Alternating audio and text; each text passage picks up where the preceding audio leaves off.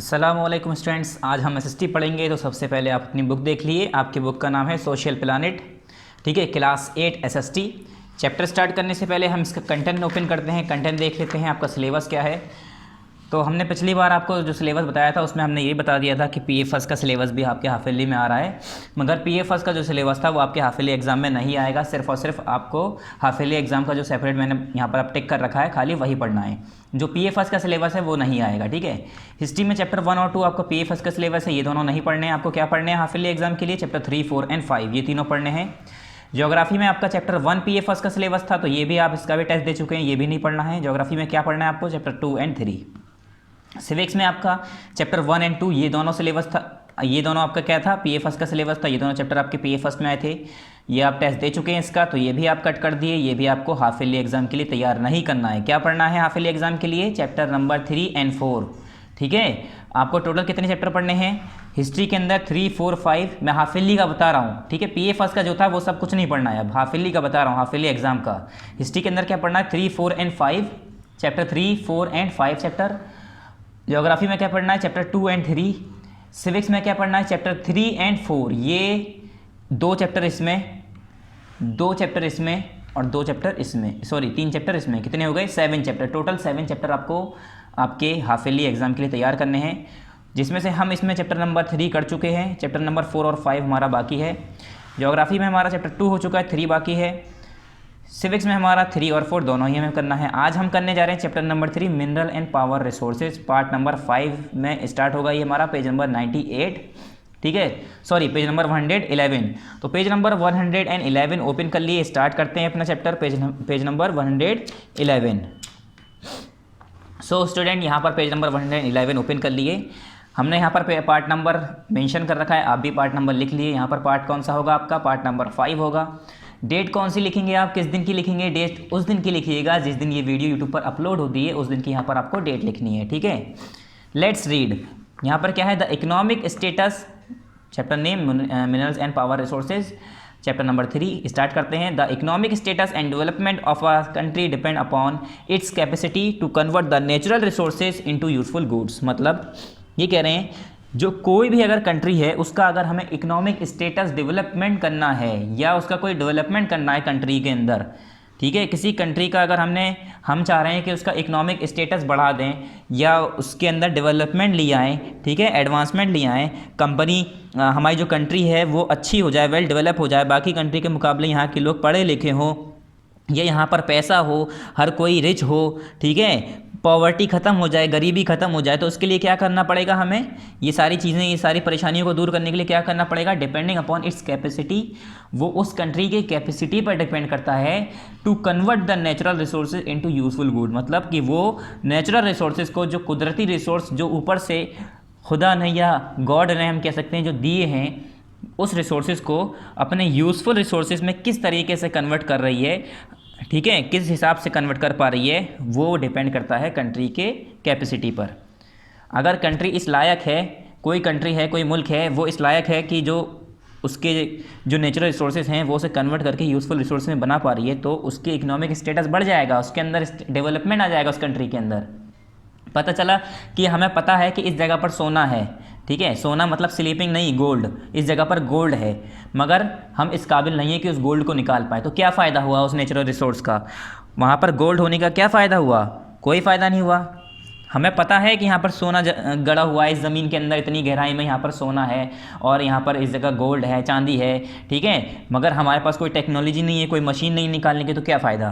तो अगर हमें इकोनॉमिक स्टेटस अपना और कंट्री के अंदर डेवलपमेंट करना है, अपना कंट्री को डेवलप बनाना है, तो उसके लिए क्या करना पड़ेगा? अपनी नेचुरल रिसोर्सेज को यूज़फुल गुड्स में, यूज़फुल रिसोर्सेज में कन्वर्ट करना पड़ेगा, ठीक है। Mineral and power resources are the basis for the growth and development of the industries in a country. ये कह रहे हैं जो हमारे मिनरल है और जो पावर रिसोर्सेज हैं वही एक बेसिस है, हमारा एक ज़रिया है, ये हम कह सकते हैं एक बेस है, हमारा बुनियाद है, किसके? For the growth and development of industries in a country. Country के अंदर जो हमारी ग्रोथ हो रही है इंडस्ट्रीज़ की, या डेवलपमेंट हो रहा है इंडस्ट्रीज़ का, वो सिर्फ और सिर्फ किस पर? मिनरल और पावर रिसोर्सेज पर ही डिपेंड कर रहा है पूरी तरीके से। मिनरल्स क्या होते हैं? Minerals are natural chemical compound, minerals क्या हैं, ये नेचुरल केमिकल कंपाउंड्स हैं, uniform in composition and structure, ये कंपोजिशन में यूनिफॉर्म होते हैं और स्ट्रक्चर में यूनिफॉर्म होते हैं, and constituent of rocks and ores, और उसके अंदर क्या मिलते हैं आपको, रॉक्स और ओर्स मिलेंगे, ठीक है, रॉक्स और ओर्स के कॉन्स्टिट्यूएंट्स होते हैं ये। They are formed through various geological processes taking place in the earth, और ये किस प्रोसेस से होते हैं, ये काफ़ी जियोलॉजिकल प्रोसेस होते हैं, उसके ज़रिए ये बनते हैं, और ये अर्थ के अंदर ये काफ़ी सालों से चल रहा होता है प्रोसेस, काफ़ी लंबा समय लगता है इस प्रोसेस को होने के लिए, जिससे हमारे ये मिनरल्स हमें मिलते हैं। Most minerals are found in different layers of rocks under the earth, और काफ़ी जो लेयर होती हैं वो कहाँ पर मिलती हैं हमें, अर्थ की डिफरेंट लेयर में मिलती हैं, अर्थ की अलग अलग लेयर में मिलती हैं, अर्थ के अलग अलग रॉक्स की लेयर में मिलती हैं, ठीक है। They have different composition, colour, density, hardness and chemical properties. उसके पास अलग कंपोजिशन होता है, उसका कलर अलग होता है, मतलब हर मिनरल का डिपोजिशन अलग होगा, उसकी कंपोजिशन अलग होगा, उसकी डेंसिटी अलग होगी, उसकी हार्डनेस अलग होगी, कुछ हार्ड होंगे, कुछ सॉफ्ट होंगे, ठीक है, अलग अलग, कुछ ज़्यादा शाइनी होंगे, कुछ शाइनी नहीं होंगे, डल होंगे, कुछ कलरफुल होंगे, कुछ ब्राइट, ठीक है, कुछ कलरलेस होंगे, कुछ ऐसे लगेंगे जैसे ज़्यादा अच्छे कलर नहीं है, कुछ रेड हैं, कुछ ग्रीन हैं, ब्लू हैं, अलग अलग कलर जो भी है, उस कुछ हार्डनेस है, मतलब कुछ ज़्यादा हार्ड हैं, कुछ सख्त हैं, कोई मुलायम है, सॉफ्ट हैं, कुछ की केमिकल प्रॉपर्टीज़ अलग है, कुछ की केमिकल प्रॉपर्टीज़ अलग है, सबकी फिजिकल और केमिकल प्रॉपर्टीज़ डिफरेंस होगी। टाइप्स ऑफ मिनरल्स, अब टाइप्स ऑफ मिनरल की बात करते हैं। There are about 3000 different types of mineral found in the lithosphere. हमारा जो लिथोस्फेयर है, जिस जगह पर हम रहते हैं, इस जगह पर लिथोस्फेयर के अंदर ये कह रहे हैं 3000 तरीके के, अलग अलग तरीके के मिनरल्स फाउंड हो चुके हैं, जिन्हें खोजा जा चुका है। फाउंड मतलब जिन्हें खोजा जा चुका है। Each one has its own characteristic, और हर एक की अपनी अपनी कोई ना कोई खूबी या खासियत है। ऐसा नहीं है कि मैंने कहा कि 500 एक जैसे हैं, 50 एक जैसे हैं, 3000 एक जैसे हैं, ठीक है, ये कह रहे हैं 3000, 1/10,100,000, 3000 ऐसे हैं जो कि अलग हमने डिस्कवर कर चुके हैं पहले से लिथोस्फेयर के अंदर। उसमें से जो हर एक है सबकी अलग अलग कैरेक्टरिस्टिक है। On the basis of composition the mineral can be classify into metallic and non metallic mineral, और ये कह रहे हैं कंपोजिशन के हिसाब से, मतलब उसके अंदर क्या क्या मौजूद है। जैसे मेरे पास एक मिनरल आया, जैसे हमारे पास एक ये समझ लिए, एक मैंने ज़मीन के अंदर से एक पत्थर का टुकड़ा निकाला, गड्ढा करके पत्थर का टुकड़ा निकाला, या मिट्टी का टुकड़ा निकाला, मान लो मिट्टी का एक बड़ा सा ढेला निकाला, टुकड़ा निकाला, तो मिट्टी के अंदर क्या है, छोटे छोटे कंकड़ होंगे, बालू होगा, सीमेंट भी होगा, रेत होगा, पता नहीं क्या क्या होगा उसके अंदर, तो अलग अलग कंपोजिशन होता है उसका। तो इसी हिसाब से जो हमारे मिनरल्स होते हैं वो कंपोजिशन के हिसाब से दो तरीक़ों से डिवाइड हैं। एक क्या होता है मेटेलिक, एक होता है नॉन मेटेलिक। मेटल और नॉन मेटल तो आप जानते ही होंगे, ठीक है, मेटल और नॉन मेटल तो आप जानते ही होंगे किसे कहते हैं, ठीक है। The metallic mineral are mostly found in igneous rock. जो मेटेलिक मिनरल होते हैं वो कौन सी रॉक में पाते हैं, हम कौन सी रॉक में हमें वो मिलते हैं, इग्नियस रॉक में मिलते हैं। आपको इग्नियस रॉक पता होगा, मेटामॉर्फिक रॉक पता होगा, ये सारी रॉक आपको पता होगा, इसके बारे में आपने पढ़ा होगा पहली क्लास में, इससे पहले, ठीक है, आप इसके बारे में पढ़ चुके हैं ऑलरेडी। तो जो हमारी मेटेलिक मिनरल्स होती हैं वो ज़्यादातर किसे मिलती हैं, हमारी इग्नियस रॉक के अंदर मिलती हैं। While the non metallic minerals are found in the sedimentary rock, और जो हमारी नॉन मेटेलिक मिनरल्स होते हैं वो हमारे सेडिमेंट्री रॉक्स में मिलते हैं। अब यहाँ पर एक एग्जांपल दे रखी है, जैसे हेमेटाइट और बॉक्साइट ओर, ये ओर दे रखा है, हेमेटाइट और बॉक्साइट ओर है, ठीक है, ये हमारा मिनरल्स ही है। अब यहाँ पर एक टेबल से दी हुई है, चार्ट दिया हुआ है, मिनरल है, मिनरल कितने तरह के हैं, एक मेटेलिक मिनरल है, एक नॉन मेटेलिक मिनरल है। फिर मेटेलिक मिनरल भी दो तरह से होता है, एक फेरस होता है, एक नॉन फेरस होता है, ठीक है। मिनरल होते हैं, मिनरल दो तरह के होते हैं। कंपोजिशन के हिसाब से मिनरल दो तरह के होते हैं, एक मेटेलिक मिनरल होता है, एक नॉन मेटेलिक मिनरल होता है। फिर मेटेलिक मिनरल भी दो तरह के होते हैं, एक फेरस होता है, एक नॉन फेरस होता है, ठीक है। फिर आया metallic mineral. Metallic mineral are compose of metal in a raw form. जो मेटेलिक मिनरल होते हैं वो compose of metal in a raw form, मतलब जो हमारे पास मेटेलिक मिनरल होते हैं वो रॉ फॉर्म में कंपोज होते हैं, ठीक है। वो कैसे होते हैं, compose of metal in a raw form में उसके अंदर मेटल कंपोज होता है, मेटल उसके साथ मिक्स होता है उस मिनरल के अंदर, तो हम उसे कहते हैं metallic mineral. Metal is a hard substance. Metal होता क्या है, मेटल एक हार्ड सब्सटेंस होता है which is a good conductor of heat and electricity. आपने देखा होगा जब हम तो हमारे पास जो वायर होते हैं तो उसके अंदर करंट कैसे जाता है, वो मेटल का होता है वायर जो होता है, उसके अंदर जो वायर होते हैं लोहे के तार जा रहे होते हैं उसके अंदर। तो लोहे नहीं मतलब मेटल कह सकते हैं हम, लोहा नहीं मेटल ही कहेंगे। मेटल उसे कहते हैं जिसके अंदर इलेक्ट्रिसिटी पास हो जाए और हीट पास हो जाए। जैसे हम खाना पकाते हैं तो हमारे पास वो बर्तन जो होता है वो मेटल का होता है ना, क्यों मेटल का क्यों होता है? अगर हम मेटल के बर्तन नहीं बनाते, लकड़ी के बर्तन बनाते तो हीट पास होती नहीं होती। लकड़ी से करंट लगता है नहीं लगता है। कभी आप लकड़ी से करंट पास करा के देखिएगा, इस साइड तार लगा, इस साइड बल्ब लगा दिएगा लकड़ी के, और इस साइड क्या करिएगा सेल लगा दिएगा, तो बल्ब नहीं जलेगा। क्यों? क्योंकि लकड़ी जो होती है, वुड जो होती है, वो हमारी नॉन मेटल होती है। और जो हमारे सारे मेटल होते हैं जैसे आयरन हो गया, ठीक है, और भी बाकी ऐसे मेटल हैं जो कि क्या है, गुड कंडक्टर ऑफ हीट और इलेक्ट्रिसिटी हैं, जो कि हीट को भी पास कर देते हैं, इलेक्ट्रिसिटी को भी पास कर देते हैं। हम पानी गर्म करते हैं तो हम क्या करते हैं, बर्तन लेते हैं, हमारे बर्तन क्या होते हैं, मेटल का बना होता है। अगर हम मेटल के बर्तन नहीं लेंगे तो क्या होगा, गर्मी हीट जो है वो पास ही नहीं होगी, पानी गर्म ही नहीं होगा, पानी तक हमारी हीट जाएगी नहीं, आग की जो गर्मी है हीट है वो पास ही नहीं होगी। और हम जो इलेक्ट्रिक वायर होते हैं या ऐसे कंपोनेंट होते हैं जो इलेक्ट्रिसिटी पास कराने के लिए हम यूज़ करते हैं, उसके क्या करते हैं हम, कंडक्टर यूज़ करते हैं। बटन हमारे जो स्विचेस होते हैं, ठीक है, जैसे हमें ऑन ऑफ करना है कोई, जैसे हमें बल्ब स्विच है हमारा, उसे हम ऑन ऑफ करना चाह रहे हैं, ठीक है, तो उसके लिए हम क्या करते हैं, प्लास्टिक के स्विच क्यों लगाते हैं, लोहे के क्यों नहीं लगाते? अगर हम लोहे के लगाते तो हमें करंट लग जाता। क्यों? क्योंकि लोहा मेटल होता है। प्लास्टिक का क्यों लगाया, कि उससे करंट पास नहीं होगा, हमें करंट नहीं लगेगा। क्यों? क्योंकि प्लास्टिक जो है नॉन मेटल होता है।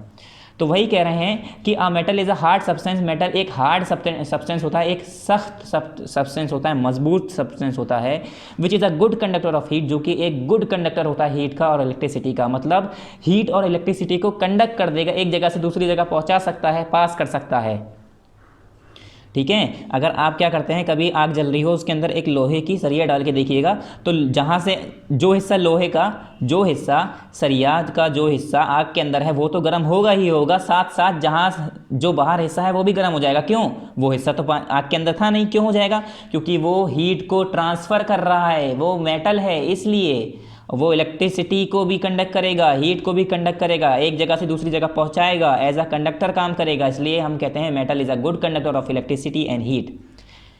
Metals have a typical lustre which is called metallic lustre. Metal के पास एक टिपिकल लस्टर होता है जिसे हम कहते हैं मेटेलिक लस्टर। एग्जाम्पल, अब एग्जाम्पल दे रहे हैं, example of metals are iron और बॉक्साइट, मैग्नीज एक्सेट्रा। अब ये मेटल की इन्होंने एग्जाम्पल दिए, जैसे कि आयरन और बॉक्साइट और मैग्नीज, ये हमारे क्या हैं, मेटल्स की एग्जाम्पल्स हैं, ठीक है।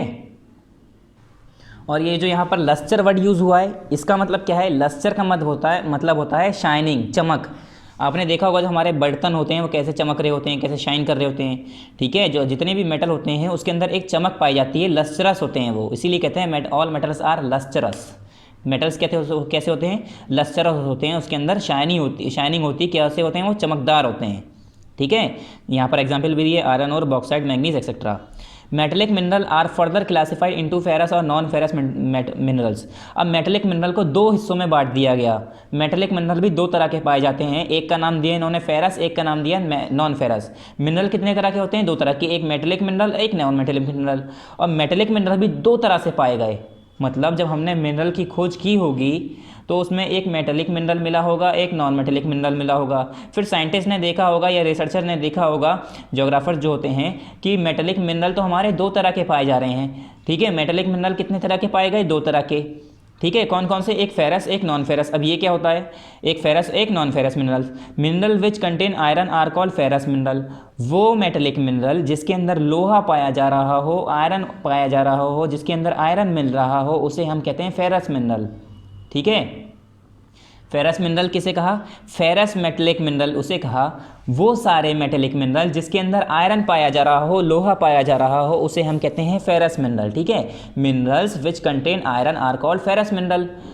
जैसे यहाँ पर है आयरन और manganese and chromate are example of ferrous mineral. जो आयरन और है, मैग्नीज है और क्रोमाइट है, ये तीनों एग्जाम्पल किसकी है, फेरस मिनरल की। क्यों? क्योंकि इन तीनों के अंदर आयरन पाया जाता है। Minerals which do not contain iron are called non ferrous mineral. और वो मिनरल जिसके अंदर आयरन कंटेन नहीं होता, जिसके अंदर आयरन नहीं होता, उसे हम कहते हैं नॉन फेरस मिनरल। जैसे कि gold, silver, copper, lead etcetera, या लेड पढ़ते हैं इसे हम, लीड नहीं लेड। जो आपने देखा होगा, जो हमारा सोना होता है, चांदी होता है, कॉपर होता है, ठीक है, इन सब में जो, और लेड जो होता है, इसके अंदर क्या होता है, कोई भी किसी भी तरह का आयरन ऐड नहीं होता है, इसके अंदर आयरन का कंपोजिशन नहीं पाया जाता है, इसके अंदर आयरन कंटेन नहीं होता है, तो इसे हम कहते हैं नॉन फेरस मिनरल्स। और लेड क्या होता है, जो हमारी ये पेंसिल की नुक है जिससे हम लिखते हैं, ये ब्लैक ब्लैक, ये हमारी लेड होती है। ठीक है, आपने देखी होगी जो हम पेंसिल चला रहे हैं ये क्या है, ये हमारी लेड है। ठीक है, ये लेड है। ये भी एक क्या है, ये भी एक मेटल है। अगर आप इधर से पेंसिल छिलें और इधर से पेंसिल छिल लें और इधर तार लगाएं और इधर तार लगाएं और फिर वो तार सेल में कनेक्ट करके, या जैसे भी अगर इससे हम करंट पास कराना चाहें तो करंट लग जाएगा। आप कभी करिएगा मत। क्या क्या करते हैं बच्चे कि इधर से पेंसिल छिली, इधर से पेंसिल छिली, और अगर आपने इसे प्लग में करके इधर से टच कर दिया तो आपको करंट लग जाएगा। आपको करना नहीं है ये कभी। ठीक है, ये मेटल करंट को पास करता है, आपको ये याद होना चाहिए। क्यों? क्योंकि ये जो हमारा इसके अंदर लेड लगा है, वैसे तो लकड़ी है ऊपर से हमें करंट नहीं लगेगा, मगर अगर हमने इसे यहाँ टच कर रखा है और इधर वायर कनेक्ट कर रखा है तो हमें करंट लग जाएगा। इसलिए आपको बता रहे हैं कभी ऐसे करिएगा मत। ठीक है, क्यों? क्योंकि ये भी एक मेटल है और ये भी कंडक्ट करेगा हीट और इलेक्ट्रिसिटी को। तो जो हमारा लेड है वो हमारा क्या है, नॉन फेरस मेटल है, मिनरल है। क्यों? क्योंकि उसके अंदर आयरन नहीं होता। क्यों? क्योंकि उसके अंदर आयरन नहीं होता। ठीक है, example of non ferrous mineral, ये हमारी किसकी एग्जाम्पल हो गई, नॉन फेरस मिनरल की। अब आ गए हम नॉन मेटेलिक की। मेटेलिक हमने पढ़ लिया है। मेटेलिक में हमारे दो तरह के पढ़े हमने। मेटेलिक वो होते हैं जिसके अंदर मेटल्स हो, मेटल कंपाउंड हो, compose of metal, raw form में जो मेटल पाया जाता हो जिसमें। मेटेलिक हमारे दो तरह के होते हैं, एक फेरस, नॉन फेरस। फेरस वो होते हैं जिसके अंदर आयरन पाया जाता हो, नॉन फेरस वो होते हैं जिसके अंदर आयरन ना पाया जाता हो। ठीक है, उसके बाद आ गए हम नॉन मेटेलिक पे। नॉन मेटेलिक यानी जो मेटेलिक ना हो, साफ साफ इसके नाम से पता चल रहा है कि यहाँ पर देखिए, minerals which do not contain metals are called non metallic mineral. वो मिनरल जिसके अंदर मेटल्स ना हो उसे हम कहते हैं नॉन मेटेलिक मिनरल्स। वो मिनरल जिसके अंदर मेटल्स ना हो उसे हम क्या कहते हैं, non metallic mineral. Limestone, mica, gypsum and minerals fuels such as coal and petroleum are example of non metallic mineral. Non metallic mineral के एग्जाम्पल दिए, लाइमस्टोन जो होता है हमारा चूना पत्थर जो होता है जिससे हम कलई करते हैं, घर में पुताई करते हैं अपने। माइका, ठीक है, माइका भी एक ऐसी होता है। और जिप्सम सॉल्ट, आगे जाके पढ़ेंगे आप जिप्सम क्या होता है, फार्मूला सब पढ़ेंगे इसके बारे में, बस इसके नाम एग्जाम्पल याद कर लिए आप। एंड मिनरल्स फ्यूल, और कुछ मिनरल फ्यूल जैसे कि कोल, पेट्रोलियम। कोल और पेट्रोलियम क्या है हमारा, ये भी हमारी नॉन मेटेलिक मिनरल की क्या है, एग्जाम्पल है। क्यों? क्योंकि ये एक तरह का मिनरल है, हमें ज़मीन से फाउंड हो रहा है, ज़मीन से मिल रहा है। ठीक है, मिनरल क्या है, ज़मीन से ही हमें मिलता है, और ये भी एक हमारा क्या है, नॉन मेटेलिक मिनरल है, इसके अंदर कोई मेटल नहीं पाया जाता। ठीक है, ये हमारी किसकी एग्जांपल हो गई, नॉन मेटेलिक मिनरल की। कौन कौन सी, limestone, mica, gypsum and mineral fuel में कौन कौन सी, कोल एंड पेट्रोलियम।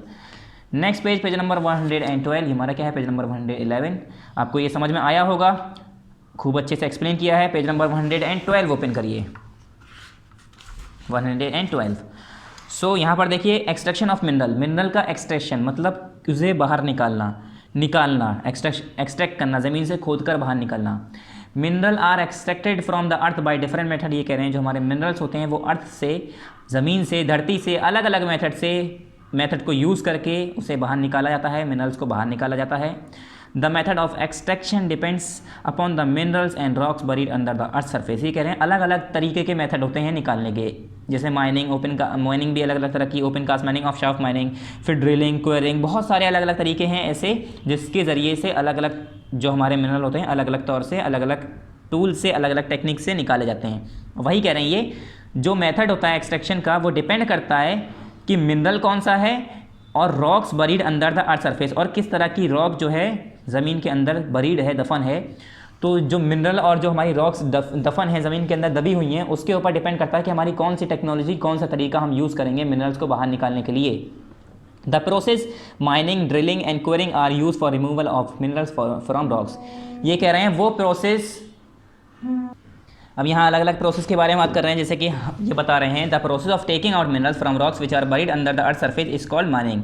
ये कह रहे हैं माइनिंग, यहाँ पर हमने बताया ना, the process mining, drilling and quarrying are use for removal of minerals from rock से, पत्थरों से ज़मीन में जो अंदर गड़े हुए मिनरल्स हैं उसे निकालने के लिए, रिमूवल के लिए हम क्या करते हैं, प्रोसेस हैं कुछ, जैसे कि माइनिंग, ड्रिलिंग और क्वेरिंग। ये 3 तरीके इन्होंने बताए जिसके मदद से हम क्या करते हैं, इस प्रोसेस की मदद से क्या करते हैं, हम क्या करते हैं, मिनरल्स को ज़मीन के अंदर से बाहर निकालते हैं, रिमूव करते हैं। इसके रिमूवल के लिए हम ये तीनों प्रोसेस यूज़ करते हैं। पहला क्या है हमारा, माइनिंग है हमारा, इस एक एक करके पढ़ेंगे। माइनिंग क्या है, the process of taking out mineral from rocks which are buried under the earth surface is called mining.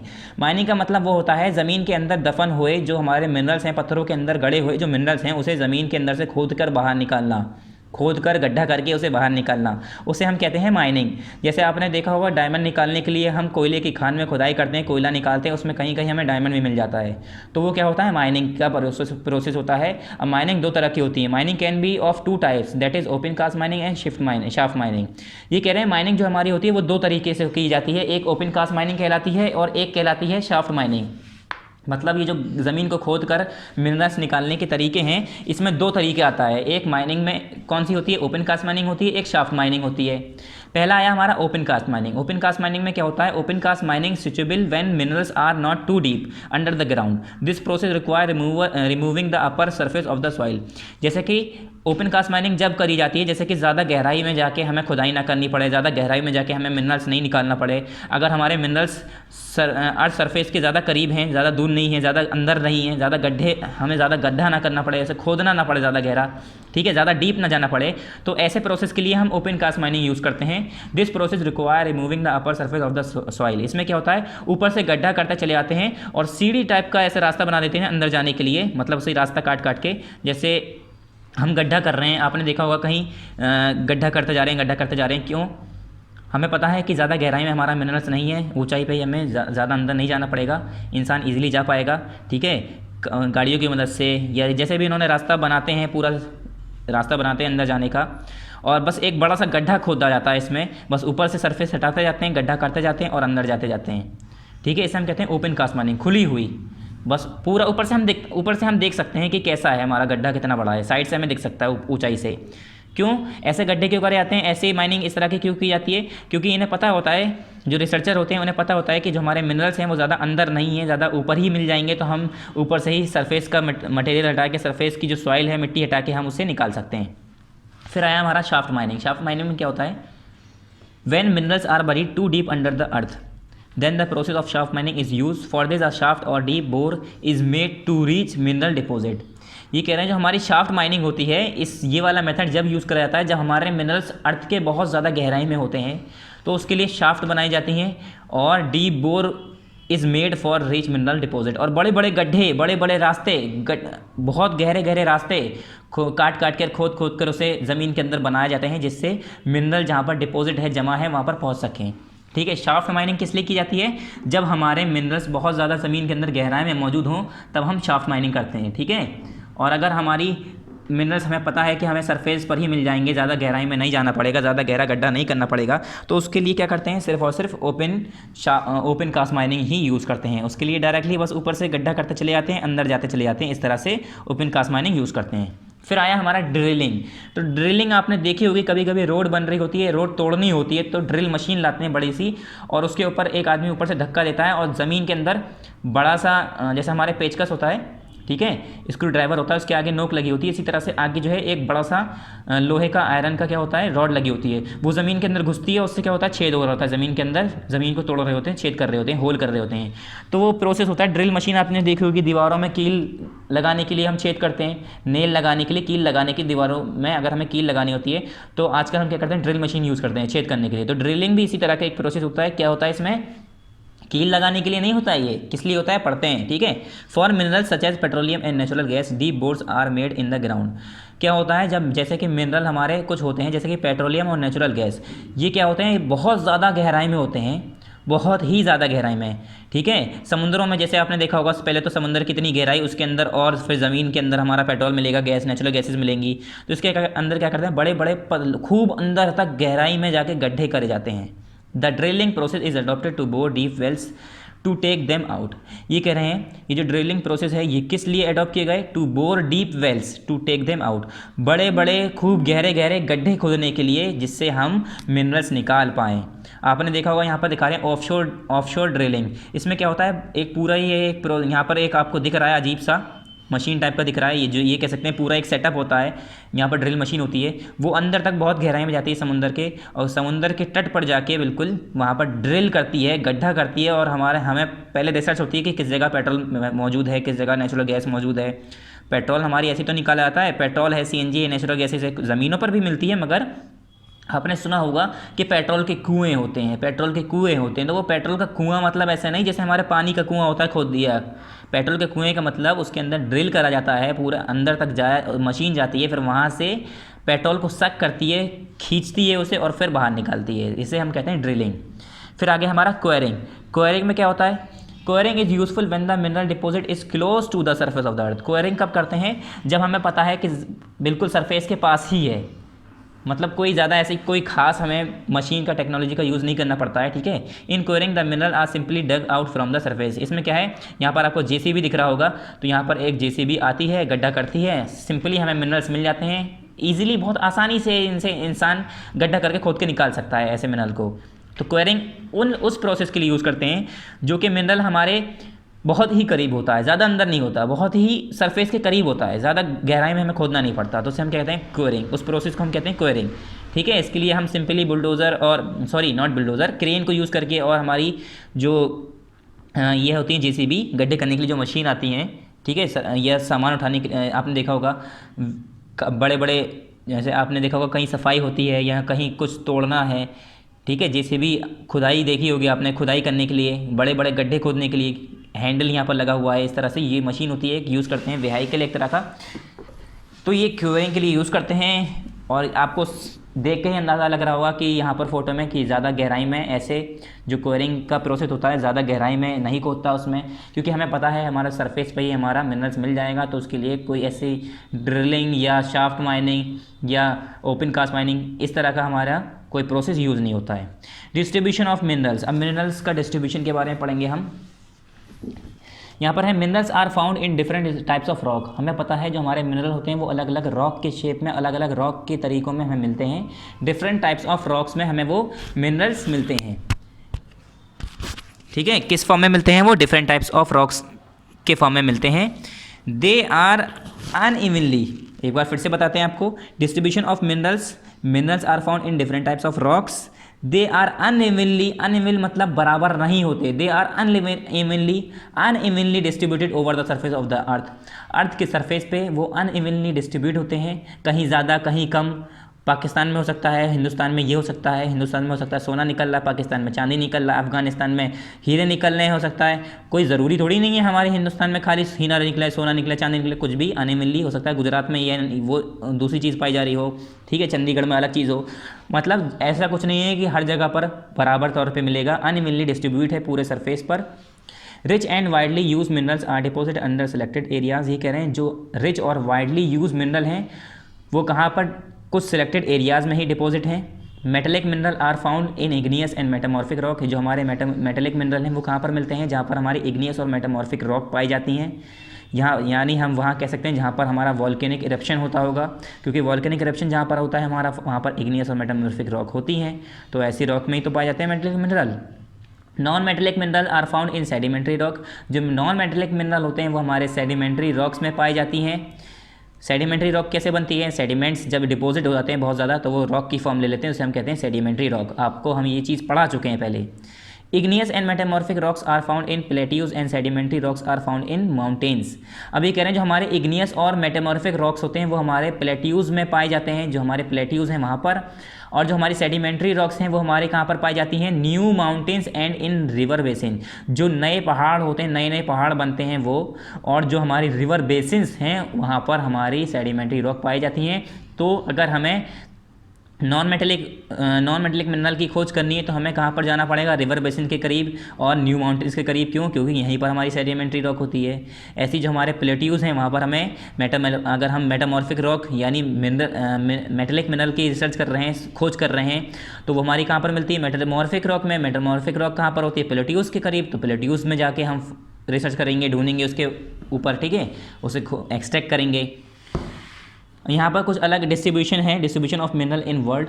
यहाँ पर अलग अलग देखिए सिंबल हैं, कुछ स्क्वायर हैं, कुछ सर्किल हैं, कुछ बल्ब की तरह बना हुआ है, अलग अलग शेप दिए हुए हैं। तो ये इस तरह का जो है आयरन ओर, देखिए यहाँ पर आयरन ओर है, यहाँ पर है, यहाँ है, यहाँ है, यहाँ है। आयरन ओर कहाँ कहाँ मिल रहा है पूरे वर्ल्ड में? वो है मैग्नीज, ऐसे स्टार बना हुआ है तो यहाँ पर मैग्नीज है, यहाँ है, यहाँ है, यहाँ है, इस जगह, ये हर जगह। अफ्रीका में कहाँ है? अफ्रीका में इस जगह, इस जगह, इस जगह, इस जगह, इस जगह, ठीक है, हर जगह। यहाँ पर हमारे इंडिया में देखिए 1 2 3 जगह तो इंडिया के अंदर ही आ रहा है, पूरा इंडिया यही है हमारा एशिया के अंदर। ये हमारा पूरा क्या हो गया, एशिया। एशिया के अंदर हमारा छोटा सा इंडिया, छोटा नहीं है, बहुत बड़ा है, मगर एशिया के हिसाब से तो छोटा है। ठीक है, बॉक्साइट है, बॉक्साइट 1 2, यहाँ पर हमारा बॉक्साइट दिख रहा है एक ये, और फिर यहाँ पर कॉपर है, कॉपर हमारा एक ही रहा। ऐसे ही हमारा आयरन ओर है, आयरन ओर हमारे इंडिया के अंदर 1 2 3 जगह दिखा रहा है। फिर सिल्वर है, तो सिल्वर तो यहाँ पर दिख रहा नहीं है। फिर गोल्ड है, गोल्ड एक जगह यहाँ पर दिख रहा है। तो ये डिस्ट्रीब्यूशन है, मतलब बताया गया है, मैप में आपको दिखाया गया है कि किस जगह पर कौन सा मिनरल्स आपको मिल सकता है। या अभी भी बहुत सी ऐसी जगह होंगी लोगों को पता नहीं होगा कि यहाँ पर हमारे मिनरल्स हैं। क्यों नहीं पता होगा, अभी तक खोज ही नहीं पाए होंगे। ठीक है, जितना हमें पता है उतना आपको पढ़ा रहे हैं, जितना बुक में लिख के दे दिया है उतना आपको हम बता रहे हैं। क्यों, क्योंकि इतनी ही नॉलेज हुई है अभी लोगों को, इतना ही पता चल पाया है। हल्के हल्के करके और रिसर्च होंगी और पता चलेगा। हो सकता है कुछ नए मिनरल्स भी फाउंड हो जाएं, जैसे सोना है, चांदी है, ऐसे हो सकता है कुछ और नया आ जाए निकल के, जिसके बारे में हमने पहले कभी सुना ही ना हो। There are 2 giant countries in Asia, namely China and India. ये कह रहे हैं हमें पता है जैसे कि एशिया के अंदर 2 बड़ी जाइंट कंट्रीज़, बड़ी कंट्री हैं एशिया के अंदर। जो 2 बड़ी कंट्री हैं वो कौन कौन सी है, एक इंडिया और एक China. Both possesses a vast deposit of mineral resources, और दोनों के अंदर ही काफ़ी ज़्यादा अमाउंट में मिनरल रिसोर्सेज डिपॉजिट हैं, जमा है, मतलब ज़मीन के अंदर पाया जाता है। China is the largest producer of iron ore in the world and India rank 5th। China में ये कहा जाता है पूरे वर्ल्ड में सबसे ज़्यादा जो हमारा आयरन निकलता है, पूरे वर्ल्ड में सबसे ज़्यादा जो आयरन निकलता है वो कहाँ से निकलता है, चाइना के अंदर। सबसे ज़्यादा आयरन प्रोड्यूस करने वाली कंट्री कौन सी है, चाइना। और हमारी जो इंडिया आती है वो 5वें नंबर पे आती है, यानी बीच में 3 और हैं, दूसरा तीसरा चौथा और भी होगा कोई। फिर 5वें नंबर पे जो आयरन निकालता है सबसे ज़्यादा वो कौन है, इंडिया। पहले नंबर पे China. China is the 5th largest producer of bauxite और इंडिया रैंक 7th। और चाइना जो है उसके अंदर 5वें नंबर पे आती है बॉक्साइट प्रोड्यूस करने में, मतलब 5वें नंबर पे बॉक्साइट जो सबसे ज़्यादा प्रोड्यूस होता है वो कहाँ पर, चाइना में। और इंडिया में 7वें नंबर पे इंडिया आता है जहाँ पर बॉक्साइट सबसे ज़्यादा प्रोड्यूस होता है। Asia also पजेज large deposit of manganese, bauxite, zinc, निकल एंड कॉपर। और जो हमारा ये एशिया है पूरा, इसके अंदर कह रहे हैं इसके अंदर काफ़ी नंबर में बॉक्साइट, मैग्नीज, जिंक, निकल और कॉपर पाया जाता है। इसके अंदर काफ़ी अमाउंट में डिपॉजिट है ये हमारे मिनरल्स। ठीक है, यूरोप की बात करते हैं अब। It is the leading producer of iron ore in the world. ये कह रहे हैं ये भी हमारा यूरोप जो है ये भी लीडिंग प्रोड्यूसर है आयरन ओर, सबसे वर्ल्ड के अंदर ये भी काफ़ी ज़्यादा अमाउंट में प्रोड्यूस करता है iron. Ukraine, Sweden and France have large iron ore deposit. ये कह रहे हैं यूक्रेन, स्वीडन और फ्रांस जो है इसके पास भी बहुत ज़्यादा इसके अंदर बहुत ज़्यादा आयरन ओर डिपॉजिट है, जमा है। Sweden is the largest iron ore producer in Europe. और यूरोप के अंदर जो स्वीडन है, कौन कौन से हैं पहले तो हमने बताया, रशिया, यूक्रेन और स्वीडन और फ्रांस। ठीक है, रशिया भी है यहाँ पर। और जो स्वीडन है वो सबसे ज़्यादा प्रोड्यूस करता है यूरोप के अंदर, जो सबसे ज़्यादा प्रोड्यूस करने वाली है आयरन ओर वो कौन सी है country, Sweden. It also export iron ore to some of its neighbouring countries. और ये जो स्वीडन है या बाकी जो हैं ये इसके पास सबसे ज़्यादा आयरन ओर प्रोड्यूस करने की क्षमता है, मतलब इसके पास सबसे ज़्यादा डिपॉजिट है आयरन। और ये जो है दूसरे नेबरिंग कंट्रीज़ में, पड़ोसी मुल्कों में भी अपने आयरन ओर को भेजती है, एक्सपोर्ट करती है यानी बेचती है। Great Britain was earlier an iron ore producer but now it produces inferior grades of iron ore and is among importing nations. ये कह रहे हैं जो ग्रेट ब्रिटेन है, ग्रेट ब्रिटेन वो जो है अर्लियर सबसे पहला आयरन ओर प्रोड्यूस करने वाला है। ठीक है, but it produces inferior grades of iron ore. मगर अब जो है ये इन्फीरियर ग्रेड का आयरन ओर प्रोड्यूस कर रही है and is among importing nations, और वो खाली अब इम्पोर्टिंग नेशंस के बीच में ही है। France is second in iron ore production, और जो फ्रांस है वो दूसरे नंबर पे है आयरन ओर प्रोडक्शन में। Russia and Ukraine possess a vast deposit of copper and are leading producer in Europe. और जो हमारा रशिया और यूक्रेन है उसके पास कॉपर बहुत ज़्यादा अमाउंट में डिपॉजिट है, और यही जो है यूरोप के अंदर जो यूक्रेन और रशिया है सबसे ज़्यादा कॉपर प्रोड्यूस करता है। ठीक है, और हमने जब भी बताया स्वीडन क्या है, लार्ज आयरन प्रोड्यूसर है, और यूक्रेन और रशिया क्या है, लार्ज कॉपर प्रोड्यूसर है। नॉर्थ अमेरिका की बात करते हैं। In North America mineral deposits are located in 3 zones namely. ये कह रहे हैं जो नॉर्थ अमेरिका है उसके अंदर जो मिनरल डिपॉजिट है वो 3 जोन में डिपॉजिट है, जिसका नाम बताया गया है the Canadian region, north of Great Lake, जो ग्रेट लेक्स है उसके नॉर्थ में जो हमारा कैनेडियन रीजन है, नॉर्थ वाले हिस्से में, ठीक है, ग्रेट लेक्स के नॉर्थ वाले हिस्से में एक कौन सा रीजन आया हमारा, एक कैनेडियन रीजन। द एपलेशियन रीजन, एक एपलेशियन रीजन आया। एक क्या आया, कॉर्डिलेरा माउंटेन रेंज, एक हमारा Cordillera mountain range of the west, जो वेस्ट में है हमारा, ठीक है। ये 3 हिस्से डिवाइड कर दिए गए हैं। इन 3 हिस्सों मतलब जो हमारा नॉर्थ अमेरिका है उसमें जैसे मैंने कहा इंडिया है, इंडिया के अंदर गुजरात में ये गुजरात के अंदर सोना पाया जा रहा है, राजस्थान के अंदर चांदी मिल रहा है, ऐसे ऐसे मैंने बता दिए, रीजन बता दिए, ठीक है। या इस रीजन में हमारे ये इतना लोहा मिल रहा है, इस रीजन में सिल्वर मिल रहा है, इसमें रीजन में चांदी मिल रही है। तो इन लोगों ने नॉर्थ अमेरिका में 3 हिस्से बांट रखे हैं, एक कैनेडियन रीजन, एक एपलेशियन रीजन और एक Cordillera mountain ranges. Upper Great Lakes region is famous, जो ये अपर ग्रेट लेक्स रीजन है, ठीक है, कौन सा, Canadian region, is famous for iron ore production. यहाँ पर सबसे ज़्यादा क्या है, ये किस लिए फेमस है, यहाँ पर आयरन ओर प्रोडक्शन होता है। It has a vast deposit of iron ore, इसके पास काफ़ी अमाउंट में आयरन ओर मौजूद है। A bulk of iron ore reserve is located in the ST यानी सेंट फ्रांसिस माउंटेन। और जो ये कह रहे हैं बल्क में, ये कह रही है बहुत ज़्यादा अमाउंट में जो आयरन ओर इनके पास रिजर्व है, जमा है, कहाँ पर इकट्ठा है, सेंट फ्रांसिस माउंटेन है, एक पहाड़ है वहाँ पर। USA is the second largest producer of copper followed by Canada where mines are scattered। ये कह रहे हैं USA जो है United state of America, USA United state of America जो है वो सेकंड लार्जेस्ट प्रोड्यूसर है कॉपर का, फॉलोड बाय कनाडा। कनाडा के बाद जो सेकंड लार्जेस्ट प्रोड्यूसर है वो कौन है, USA, ठीक है। वेयर माइंस आर स्कैटर्ड, जहाँ पर अलग अलग जगह पर माइंस जो है हमारी स्कैटर्ड हैं, ठीक है, माइनिंग की जाती है। अब आ गए हम साउथ अमेरिका में, मतलब साउथ अमेरिका की बात करेंगे। In South America there is a large reserve of iron और इन ब्राज़ील। ये कह रहे हैं साउथ अमेरिका के अंदर जो सबसे ज़्यादा आयरन और पाया जाता है वो कहाँ पर, ब्राज़ील के अंदर, ठीक है। सबसे ज़्यादा आयरन और मौजूद है वो कहाँ पर है, हमारा ब्राज़ील के अंदर, ठीक है। Chile and Peru are the leading producer of copper. और जो साउथ अमेरिका के अंदर ब्राज़ील, चिले, पेरू, ये तीनों इसी के अंदर कंट्री हैं। तो ब्राज़ील जो है सबसे ज़्यादा वहाँ पर आयरन और मिलता है। और चिले, चाइल लिखा है मगर चिले पढ़ते हैं, चिले और जो पेरू है जगह है, ये दोनों कंट्री हैं, ठीक है, ये दोनों भी कंट्री हैं। ये लीडिंग प्रोड्यूसर है किसकी, कॉपर की। यहाँ पर सबसे ज़्यादा क्या निकलता है, कॉपर। यहाँ पर क्या प्रोड्यूस होता है, कॉपर बनता है। यहाँ पर बनता मतलब एक्सट्रैक्ट करते हैं, ज़मीन से खोदते हैं, यहाँ पर कॉपर ज़्यादा मिलता है, इसलिए ये लीडिंग प्रोड्यूसर है कॉपर का, ठीक है। ब्राज़ील जो है यहाँ पर आयरन ज़्यादा मिलता है, तो यहाँ पर आयरन प्रोड्यूसर है, ठीक है। South America is also rich in deposits of silver. ये कह रहे हैं साउथ अमेरिका जो है वो और भी चीज़ों का डिपॉजिट है, उसके पास रिच डिपॉजिट मौजूद है, काफ़ी अमाउंट में डिपॉजिट उसके पास है, जैसे कि silver, zinc, gold, chromium, bauxite, mica and other mineral. ये कुछ एग्जाम्पल दिए हैं, बता रहे हैं कि साउथ अमेरिका में ये भी डिपॉजिट पाए जाते हैं, ये सारे मिनरल्स भी पाए जाते हैं। अफ्रीका में आ गए, अब अफ्रीका की बात करते हैं। Some of the largest and richest mineral deposit are found in Africa like gold and diamond. Africa जो है ये कह रहे हैं वहाँ पर सबसे ज़्यादा और रिचेस्ट मिनरल जो पाया जाता है वो कौन सा है, अफ्रीका में पाया जाता है। कौन कौन से हैं, गोल्ड और डायमंड। हम सभी को पता है गोल्ड और डायमंड की क्या कीमत है, जो कि हमारे कहाँ पर पाया जाता है, अफ्रीका में।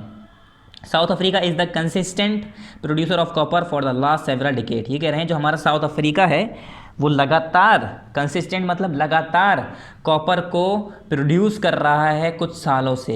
डिकेड मतलब सालों से, हज़ारों सालों से। ये कह रहे हैं कि कॉपर जो है अब तक यहाँ पर इतना कॉपर है, सोचिए अभी तक ये कॉपर प्रोड्यूस कर रहा है, निकाल रहा है, खोद रहा है, यूज़ कर रहा है, बना रहा है, बर्तन बना रहा है, सामान बना रहा है, दूसरे कंट्री में एक्सपोर्ट कर रहा है, मगर अभी तक ये एक्सपोर्ट करता जा रहा है, मतलब ख़त्म नहीं हो रहा है। सोच लिए कितना अमाउंट में कॉपर होगा वहाँ पर। Most of the mines in Zambia are still unexplored followed by Zaire, now DRC Democratic Republic of Congo. जैसे हमें पता है DRC Democratic Republic of Congo एक जगह है, स्टेट है, आपने इसके बारे में पढ़ा होगा, ये कंट्री है एक। तो ये जो हमारा अफ्रीका है, अफ्रीका के अंदर ही है DRC यानी डेमोक्रेटिक रिपब्लिक ऑफ कॉन्गो। ये कह रहे हैं कुछ तो ऐसी जगह है ज़म्बिया के अंदर जहाँ पर अभी पता भी नहीं है कि यहाँ पर अनएक्सप्लोर्ड है कि यहाँ पर हमारी कॉपर मिलेंगे, ठीक है। इतना ज़्यादा अमाउंट में कॉपर है। DRC के बारे में आपने चैप्टर पिछली क्लास में 3rd या 4th में शायद आपने पढ़ा होगा, पूरा एक चैप्टर है डेमोक्रेटिक रिपब्लिक ऑफ कॉन्गो। पहले इसका अलग नाम था, फिर बाद में DRC कर दिया इसका नाम। फिर पेज नंबर 114 पे आ जाते हैं। ऑस्ट्रेलिया। अब ऑस्ट्रेलिया के अंदर देखते हैं, Australia contribute to about 1/3 of the global production and 2/5 of the global reserves of different mineral. ये कह रहे हैं अगर हम ग्लोबल प्रोडक्शन की बात करें कि प्रोडक्ट कितना प्रोड्यूस कर रहा है, तो ऑस्ट्रेलिया जो है अगर हम बात करें तो 3 हिस्से कर दें पूरे वर्ल्ड में, ग्लोब में, ठीक है, तो एक हिस्सा जो प्रोड्यूस कर रहा है वो ऑस्ट्रेलिया कर रहा है। बताओ कितना ज़्यादा होगा इसके पास। And 2/5 of the global reserve of different mineral, और अलग अलग मिनरल्स की बात करें अगर तो 2/5, 5 हिस्से करूँ अगर मैं पूरे मिनरल्स मिला के पूरे दुनिया में, ग्लोब में, तो 2 हिस्सा इसके पास मौजूद है, मतलब इतना रिजर्व इसके पास मौजूद है, अभी भी इकट्ठा है। It is largest exporter of iron ore in the world followed by Brazil in India and India. ये कह रहे हैं ब्राज़ील और इंडिया के साथ साथ ये भी बहुत ज़्यादा एक्सपोर्ट करता है आयरन ओर को पूरे वर्ल्ड में, मतलब यहाँ पर भी आयरन ओर बहुत ज़्यादा अमाउंट में पाया जाता है। इंडिया और ब्राज़ील के अंदर तो पाया ही जाता है, साथ साथ ऑस्ट्रेलिया के अंदर भी। अब Antarctica, although mineral extraction is not being done in Antarctica, geologist have predicted some huge reserve of variety of minerals. ये कह रहे हैं जैसे कि हमें पता है एंटार्क्टिका एक ऐसा रीजन है जहाँ पर 6 महीने अंधेरा, 6 महीने जाला, मतलब 6 महीने गर्मी, 6 महीने ठंड, बर्फ़ जमी होती है पूरे 6-6 महीने, 6-6 महीने सूरज निकल गया, जा ही नहीं रहा है, गर्मी रात ही नहीं हो रही है। वहाँ पर क्या है, रिसर्चर ही जाते हैं, रिसर्च करने वाले ही जाते हैं। तो ये कह रहे हैं मिनरल एक्सट्रैक्शन करना इतना आसान नहीं है और ना ही अब तक हुआ है एंटार्क्टिका के अंदर, कि अभी तक मिनरल एक्सट्रैक्शन हुआ नहीं है, मगर जियोलॉजिस्ट ये प्रेडिक्ट करते हैं, अंदाज़ा लगाते हैं कि उसके अंदर बहुत ज़्यादा अमाउंट में मिनरल मौजूद है, ठीक है। Significant size of deposit of coal in the Transantarctic, यानी जैसे हमने बताया ना एंटार्क्टिका, तो उसी के नाम से ट्रांसैक्टार्क्टिक लिखा है, इसका नाम ट्रांसैक्टार्क्टिक माउंटेन है। ये कहा जाता है वहाँ पर बहुत ज़्यादा अमाउंट में कोल मौजूद है, यानी कोयला। An iron near the Prince Charles mountain of east Antarctica is forecasted, और जो आयरन है, लोहा जो पाया गया है वो कहाँ पर बताया गया है, प्रिंस चार्ल्स माउंटेन, वो कहाँ पर है, ईस्ट एंटार्क्टिका में, ठीक है। Iron ore, gold, silver and oil are also present in commercial quantities, और जो आयरन ओर है, गोल्ड है, सिल्वर है, ये सारे, और जो ऑयल है ये भी हमारे कमर्शियल क्वांटिटीज़ में मौजूद हैं। अभी तक ये मतलब निकाला नहीं गया है, ऐसे खोद के इस पर एक्सट्रैक्शन हुआ नहीं है, इसका अभी यूज़ नहीं करा है, इसे निकाला नहीं गया है, मगर रिसर्चर जो हैं, जो साइंटिस्ट हैं, उन्होंने जिन्होंने पढ़ाई की है इसके ऊपर, जियोलॉजिस्ट हैं, उन्होंने बताया है कि काफ़ी अमाउंट में यहाँ पर भी एंटार्क्टिका में भी चीज़ें मौजूद हैं, मिनरल्स मौजूद हैं। मिनरल डिस्ट्रीब्यूशन इन इंडिया, अब इंडिया की बात करते हैं, खाली हम आ गए हम इंडिया के ऊपर, इंडिया के बारे में।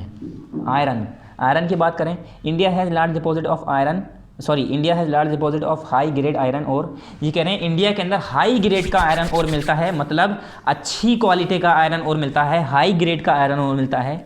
Iron ore is found mainly in Jharkhand, और जो झारखंड है हमारा, इंडिया के अंदर जो झारखंड स्टेट है, उसके अंदर, उड़ीसा के अंदर, छत्तीसगढ़ के अंदर, मध्य प्रदेश और गोवा, महाराष्ट्र और कर्नाटका, ये 5-6 नाम दिए हैं। इसके अंदर ये बताया जाता है यहाँ पर आयरन ओर हमारे इंडिया के अंदर मिलता है, यहाँ से आयरन निकाला जाता है, आयरन को खोद कर निकाला जाता है, एक्सट्रैक्ट किया जाता है।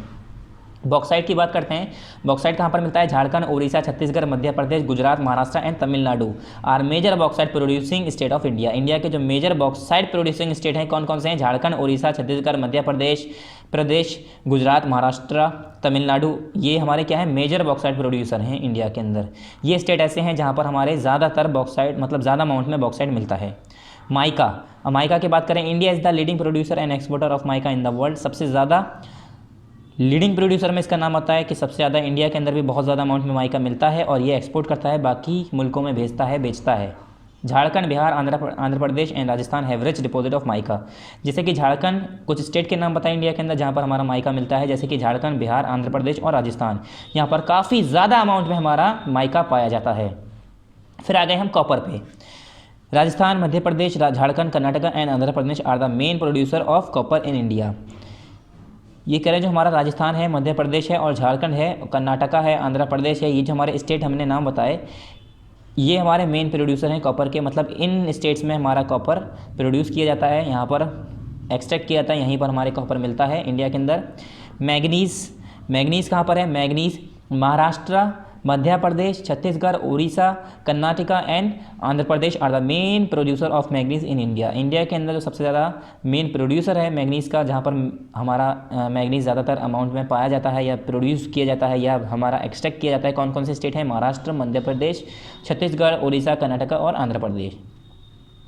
लाइम स्टोन की बात करते हैं तो लाइम स्टोन कहाँ कहाँ मिलता है इंडिया के अंदर, बिहार के अंदर, Jharkhand, Orissa, Madhya Pradesh, Chhattisgarh, Rajasthan, Gujarat and Tamil Nadu are the main limestone producing state in India. ये main limestone producing state हैं इंडिया के कौन कौन से? बिहार, झारखंड, उड़ीसा, मध्य प्रदेश, छत्तीसगढ़, राजस्थान, गुजरात एंड तमिलनाडु। अब आ गए हम गोल्ड। गोल्ड इंडिया के अंदर कहाँ पर मिलता है? In India gold deposit are found in Kolar in Karnataka. Karnataka के अंदर कोलर जगह है, वहाँ पर जो है गोल्ड डिपॉजिट है। इंडिया का गोल्ड वहीं से मिलता है, वहीं पर मिलता है। Mining in Kolars is expensive because these mines are among the deepest in the world.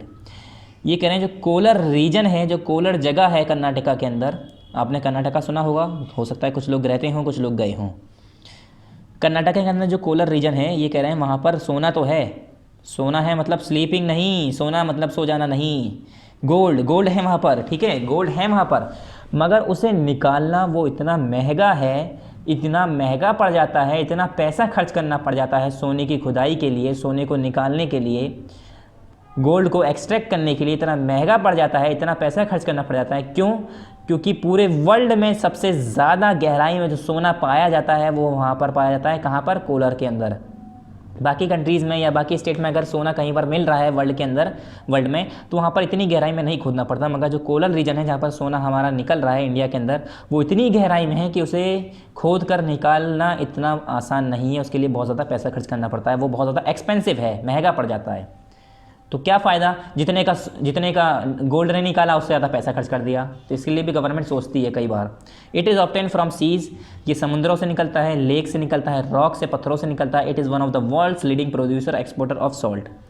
और हमारा जो इंडिया है ये भी एक सॉल्ट प्रोड्यूसर, लीडिंग प्रोड्यूसर है। एक्सपोर्ट मतलब काफ़ी एक्सपोर्ट करता है, हमारे इंडिया से भी काफ़ी अमाउंट में सॉल्ट प्रोड्यूस होता है और बाकी कंट्रीज़ में एक्सपोर्ट होता है। पेज नंबर 115 पर आ गए। Uses of minerals. मिनरल्स के यूजेस क्या हैं? इतनी देर से हम पढ़ रहे हैं कि वहाँ निकल रहा है, वहाँ निकल रहा है, वहाँ निकल रहा है, इसका यूजेस क्या है? तो मिनरल के यूजेस क्या हैं? Mineral are used for a variety of purposes. ये कह रहे हैं मिनरल जो है अलग अलग पर्पजेज, बहुत डिफरेंट पर्पजेज के लिए यूज़ किया जाता है। Iron ore is use for producing iron, जैसे कि आयरन ओर हमारा आयरन प्रोड्यूस करने के लिए यूज़ किया जाता है। एंड स्टील एंड दीज, जैसे कि हमारा आयरन ओर है, हमारा आयरन निकालने के लिए, स्टील निकालने के लिए। And these are the main building blocks of a vast range of item. और हमें पता ही है आयरन जो है हमारा लोहा जो है, आयरन ओर क्या होता है? ओर जो है, हम जो वर्ड यूज़ कर रहे हैं ना, आयरन ओर का मतलब ये नहीं सिर्फ लोहा, आयरन ओर के अंदर जो हमारा स्टील भी निकल रहा है, या आयरन ओर के अंदर देखिए, अगर मैं कह रहा हूँ आयरन ओर, अगर मैं कह रहा हूँ गोल्ड ओर, तो इसका मतलब क्या है? गोल्ड ओर का मतलब कई सारे मिनरल्स मिले हैं, यह हो सकता है पत्थर हो, पत्थर के अंदर से मैं मिनरल निकाल रहा हूँ, गोल्ड निकाल रहा हूँ, तो वो गोल्ड का ओर हो गया। ओर के अंदर बहुत सारी ऐसी चीज़ें हैं जो मिक्स होती हैं, जैसे मैंने कहा आयरन ओर, यानी आयरन निकालने जा रहा हूँ मैं, आयरन के साथ कुछ और चीज़ें भी मिली हुई हैं, हो सकता है माइका हो, पत्थर हो, ठीक है, हो सकता है उसके अंदर कुछ लाइमस्टोन पड़ा हो, जुड़ा हो, उसके अंदर गड़ा हो, या सब एक चीज़ में मिक्स है, तो मुझे आयरन की ज़रूरत है, तो मैं कह रहा हूँ आयरन ओर, वो आयरन का ओर है, मैं आयरन निकाल रहा हूँ उसके अंदर, ओर के अंदर से आयरन निकाल रहा हूँ। ओर होता है हमारा मिक्सचर, जब मैं उसे निकाल लेता हूँ तो हमारा हो जाता है मिनरल, ठीक है। तो जैसे कि हमें पता है आयरन और स्टील जो है हमारा, ये बहुत ज़्यादा मेन बिल्डिंग ब्लॉक्स है, वास्ट रेंज ऑफ आइटम, जो हम पूरे इंडिया के अंदर, पूरे वर्ल्ड के अंदर स्टील और आयरन का तो यूज़ कर ही रहे हैं, बर्तन बनाने के लिए, औजार बनाने के लिए, घर बनाने के लिए, मतलब छोटी से बड़ी चीज़ तक हम आयरन और स्टील का यूज़ कर रहे हैं। Bauxite is process to make aluminium. हमें पता है बॉक्साइट जो होता है, एल्युमिनियम आपने देखा होगा, एल्युमिनियम के बर्तन, एल्युमिनियम के यूटेंसिल्स, एल्युमिनियम के कुछ ज्वेलरी या बहुत सारी ऐसी चीज़ें या व्हीकल्स में यूज़ हो रहे हैं। ये समझ लिए ये जो चीज़ हैं, ये मिनरल्स हैं, हम हर लाइफ के हर स्टेप में यूज़ कर रहे हैं। तो हमारा जो बॉक्साइट है उसे प्रोसेस करके हमारा एल्युमिनियम बनाया जाता है। बॉक्साइट को जब उसके अंदर कुछ प्रोसेस किया जाता है, कुछ काम किया जाता है, तो हमारा एल्युमिनियम बनाया जाता है, एल्युमिनियम बनाया जाता है, which is use for manufacturing automobiles and aircraft, जो कि हम एयरक्राफ्ट बनाने के लिए और ऑटोमोबाइल्स यानी व्हीकल्स बनाने के लिए, गाड़ी मोटर बनाने के लिए हम यूज़ करते हैं। किसे यूज़ करते हैं? एल्युमिनियम को। और एल्युमिनियम निकलता कहाँ से है? बॉक्साइट से निकलता है। Copper is use for making electrical wires, जो हमारे कॉपर होते हैं वो इलेक्ट्रिकल वायर बनाने के लिए, तार बनाने के लिए हम यूज़ करते हैं। एंड इलेक्ट्रिकल कंपोनेंट, और इलेक्ट्रिकल कंपोनेंट बनाने के लिए यूज़ करते हैं, जैसे हमारा जितने भी लोहे के, लोहा नहीं कहेंगे हम, इलेक्ट्रिकल मतलब जिससे हम करंट पास कर सकें, तो वो हम इसके लिए क्या यूज़ करते हैं? Copper. Some hard minerals are use as gems for making jewellery. कुछ हार्ड मिनरल जैसे कि हम जेम्स कहते हैं, आपने देखा होगा हीरे जवाहरात मोती जो होते हैं, वो किस लिए हम यूज़ करते हैं? ज्वेलरी बनाने के लिए, यानी क्या बनाने के लिए? ज्वेलरी बनाने के लिए, हार, बुंदे, ये सब, ठीक है, रिंग्स वगैरह ये सब।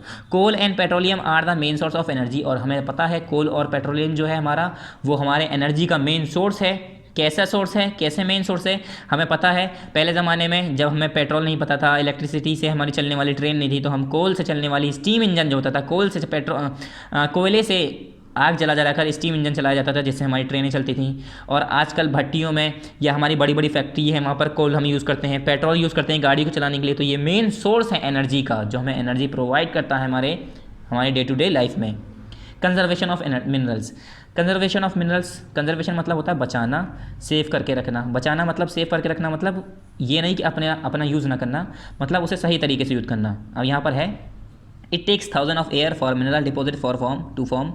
ये कह रहे हैं हज़ारों लाखों साल लग जाते हैं। जैसे कि मैंने एक जगह से पेट्रोल निकाल लिया, वहाँ पर पेट्रोल ख़त्म हो गया, तो अब अगर आप उम्मीद रख रहे हैं कि मैं दोबारा गड्ढा खोदूंगा, दोबारा पेट्रोल निकाल लूँगा, तो इतना आसान नहीं है। हज़ारों लाखों साल लगता है एक मिनरल को तैयार होने में, ज़मीन के अंदर तैयार होने में। आपको क्या लग रहा है, हम गए और हमने एक देखा कि यहाँ पर कोयले की खान है, बस गड्ढा करना शुरू कर दिया, खोदना शुरू कर दिया, हीरे निकल गए। तो हीरे जो है ना, बहुत ज़्यादा अमाउंट में जब गर्मी होती है तब बनाते हैं। हम हीरा बना सकते हैं, आप बना सकते हैं, मगर इतना आसान नहीं है। हम कह सकते हैं, हमें पता है कैसे बनेगा, हम बना नहीं सकते। मतलब बना सकते हैं, ये तो मैंने गलत कह दिया, बना नहीं सकते, हमें पता है कैसे बनेगा। जो हमारा कोल होता है, जो हमारा कोयला होता है, वही जब ज़मीन के अंदर इतनी गहराई में हम खोद के निकालते हैं, वो जो है ज़मीन के अंदर इतने हाई अमाउंट के टेम्परेचर में, इतने गर्मी में क्या होता है, कुछ प्रोसेस होता है जिसकी वजह से वो कोयला जो है, जो कोल है, वो डायमंड में चेंज हो जाता है। और वो डायमंड अब सालों लग जाते हैं वो प्रोसेस होने में, पेट्रोल बनने में वो सालों लग जाते हैं, हज़ारों साल लग जाते हैं पेट्रोल बनने में, जो हमारे मिनरल ज़मीन के अंदर निकल रहे हैं। अगर हम उसे ऐसे ही यूज़ करते रहे तो आगे आने वाली जनरेशन है वो कैसे यूज़ करेगी। ठीक है, अब मान लो आज ये 2020 है, 2020 में सारे मिनरल हमने यूज़ कर लिए, पेट्रोल ख़त्म कर दिया हमने इंडिया के अंदर या पूरे वर्ल्ड के अंदर, हमने पेट्रोल चला के, गाड़ी चला के फूंक दिया, पूरा ख़त्म कर दिया। तो 2021 में जो लोग आएंगे, वो लोग कैसे व्हीकल यूज़ करेंगे, कैसे कार चलाएंगे, कैसे मोटर बाइक चलाएंगे, पेट्रोल तो ख़त्म। अब आप सोच रहे हैं फिर से बन जाएगा भाई ज़मीन के अंदर तो फिर से बन जाएगा, तो इतना आसान थोड़ी नहीं है, हज़ारों साल लगेंगे। यानी हज़ारों साल बाद जो जनरेशन आएगी उसे मिलेगा पेट्रोल। बीच वाले जो क्या करेंगे, बैलगाड़ी यूज़ करेंगे, साइकिल यूज़ करेंगे। ठीक है, कंपनियां बंद हो जाएंगी, फैक्ट्रियां बंद हो जाएंगी। क्यों? फैक्ट्रियां चलेंगी नहीं, मशीनें ख़राब हो जाएंगी पेट्रोल के बिना, डीजल के बिना। ठीक है, तो इसके लिए हमें क्या करना पड़ता है, कंजर्वेशन करना पड़ता है। It is important to conserve. Human beings are exploiting mineral at a very fast rate. ये कह रहे हैं ह्यूमन बींग जो है मिनरल्स को बहुत ही बुरी तरीके से, बहुत ही ज़्यादा बदतर तरीके से एक्सप्लॉइट कर रहे हैं, ख़त्म कर रहे हैं, उसे यूज़ कर रहे हैं, उसका बिना सोचे समझे धड़ाधड़ बस इस्तेमाल करे आ रहे हैं। It is important for to conserve minerals. ये बहुत ज़्यादा ज़रूरी है कि हम मिनरल्स को कंजर्व करें, बचाएं। क्यों? Because most metals can be recycle and hence recycling is a good way to conserve metallic mineral. ये कह रहे हैं जैसे कि बहुत सारे ऐसे मिनरल हैं, ऐसे मेटेलिक मिनरल हैं जो कि रिसाइकिल हो सकते हैं, दोबारा इस्तेमाल की जा सकते हैं। और रिसाइकलिंग जो है एक अच्छा तरीका है कि मेटेलिक मिनरल को हम यूज़ करें। पता चला हम लोहे का, ये मान लिए हम लोहे के कुछ केन लाए, कोल्ड ड्रिंक जो केन होती है वो लाए, हमने पी, फेंक दी। क्या कर सकते थे हम उसे? छोटा सा पौधा उगा सकते थे। अब तो भंगार वाला जो होता है, कबाड़े वाला जो होता है, उसे हम बेच देते हैं। फिर वो क्या करता है, अपने घर में थोड़ी ना रखता है, वो क्या करता है, कंपनी में दोबारा भेज देता है, वो फैक्ट्रियों में दोबारा भेज देता है, फिर उसे दोबारा पिघला के दोबारा उसी लोहे को यूज़ कराता है। अगर ऐसा ना करा गया, जैसे कि हमारा क्या है कि जैसे कि हम देखते हैं टिश्यू होता है, टिश्यू आपके मैं एग्जांपल दे रहा हूँ, एक टिश्यू पेपर होता है, पूरा एक बंच होता है, उसके अंदर खूब सारे टिश्यू रखे होते हैं। एक टिश्यू निकाला, थोड़े से आंसू पोंछे, ठीक है, थोड़ी सी गंदगी साफ करी, फेंक दी। फिर दूसरा टिश्यू निकाला, फिर फेंक दिया, दूसरा निकाला, फिर फेंक दिया। इससे क्या हो रहा है, वो टिश्यू दोबारा यूज़ नहीं कर रहे हैं हम, गंदा होता जा रहा है, फेंकते जा रहे हैं। इसी तरह से ये कह रहे हैं जो हमारे मिनरल्स हैं, अगर मैं लोहे का कोई सामान लाया, कोई लोहे का बर्तन लाया, तो वो टूट गया, तो ऐसा नहीं कि मैं उसे फेंक दूं और दूसरा लोहा निकालूं उसे बर्तन बनाने के लिए। उसी को हम बेच देते हैं, फिर वही कंपनी उसे पिघला कर, उसे रिसाइकिल करके दोबारा दूसरा बर्तन बनाती है या कुछ भी बनाती है, लोहे को उसे इस्तेमाल करती है। अगर हम ऐसा नहीं करेंगे तो हमारे अंदर ज़मीन के अंदर जो जितना भी डिपॉजिटेड आयरन है, जितने भी मिनरल्स है, अगर हम यूज़ करते गए, फेंकते गए, तो आगे आने वाली जनरेशन को कुछ नहीं मिलेगा। उनके लिए ये डिपॉजिट जो मटेरियल है, मिनरल है, वो सब खत्म हो चुका होगा। ठीक है, आप और वो पढ़े लिखे होने के बाद भी, सब कुछ जानने के बाद भी ये सारी टेक्नोलॉजीज़ को यूज़ नहीं कर पाएंगे। Apart from recycling, reduce wastage of minerals is another way. ये कह रहे हैं जैसे कि हम रिसाइकिल तो करना अच्छा है, मतलब जो चीज़ हम दोबारा यूज़ कर सकते हैं उसे हम यूज़ करें, वो बेहतर है। मगर उसके साथ साथ मिनरल्स का वेस्टेज करना, उसे बर्बाद करना, वेस्ट करना, ये एक दूसरा अच्छा तरीका है कि उसे हम बचाएँ। मिनरल्स की वेल्थ को हम रोक सकते हैं, बचा सकते हैं, उसकी कीमत को हम समझने के लिए, उसे बचाने के लिए, आगे आने वाली जनरेशन को उसे यूज़ करने देने के लिए हमें क्या करना चाहिए, मिनरल का वेस्ट करना हमें कम करना चाहिए। घर से बाहर गए, गली में स्कूटी उठाई चले गए, पैदल जा सकते थे वहाँ पर, क्यों गए, पेट्रोल खर्च किया ना। अब पेट्रोल ऐसा तो है नहीं 1-2 दिन में फिर से ज़मीन के अंदर तैयार हो जाएगा। ये तो कहा जाता है पेट्रोल जो है हज़ारों लाखों साल पहले बना था, जो आज तक हम इस्तेमाल कर रहे हैं। अगर हम अभी 2020 में ही ख़त्म कर दें मान लो, तो 2021 वाले को पेट्रोल कहाँ मिलेगा। फिर तो वो अगर अमेरिका भी जाना चाहेंगे ना तो नहीं जा पाएंगे। कैसे जाएंगे, फिर महीनों सालों लगेंगे उन्हें, नाव के ज़रिए जा रहे होंगे, पानी वाला जहाज़ भी काम नहीं आएगा। मान लो पेट्रोल भी ख़त्म, कोयला भी ख़त्म, स्टीम इंजन भी ख़राब, कुछ नहीं, फिर तैर के थोड़ी ना जाएंगे। तो क्या होगा, आगे बहुत परेशानी होंगी। इसलिए कहते हैं conservation of minerals is very important, हमें मिनरल्स को कंजर्व करना चाहिए। फिर आ गए हम पावर रिसोर्सेज। अब पावर रिसोर्सेज क्या है, resources which provide energy are called power resources. वो रिसोर्सेज जो कि हमें क्या दे रहे हैं, एक तरह की एनर्जी प्रोवाइड कर रहे हैं, उसे हम क्या कहते हैं, पावर रिसोर्सेज कहते हैं। ठीक है, यहाँ पर फिर यहाँ पर है these resources are very important because very few economic activities can be done without energy. ये कह रहे हैं ये रिसोर्सेज हमारे लिए बहुत ज़्यादा इंपॉर्टेंट है। क्यों, क्योंकि बहुत ही कम ऐसी एक्टिविटीज़ हैं जो कि एनर्जी के बिना हम कर सकते हैं। जैसे कि energy resources are broadly classified as conventional and non conventional energy resources. ये कह रहे हैं एनर्जी रिसोर्सेज 2 तरीक़ों से डिवाइड है, एक कन्वेंशनल, एक नॉन कन्वेंशनल।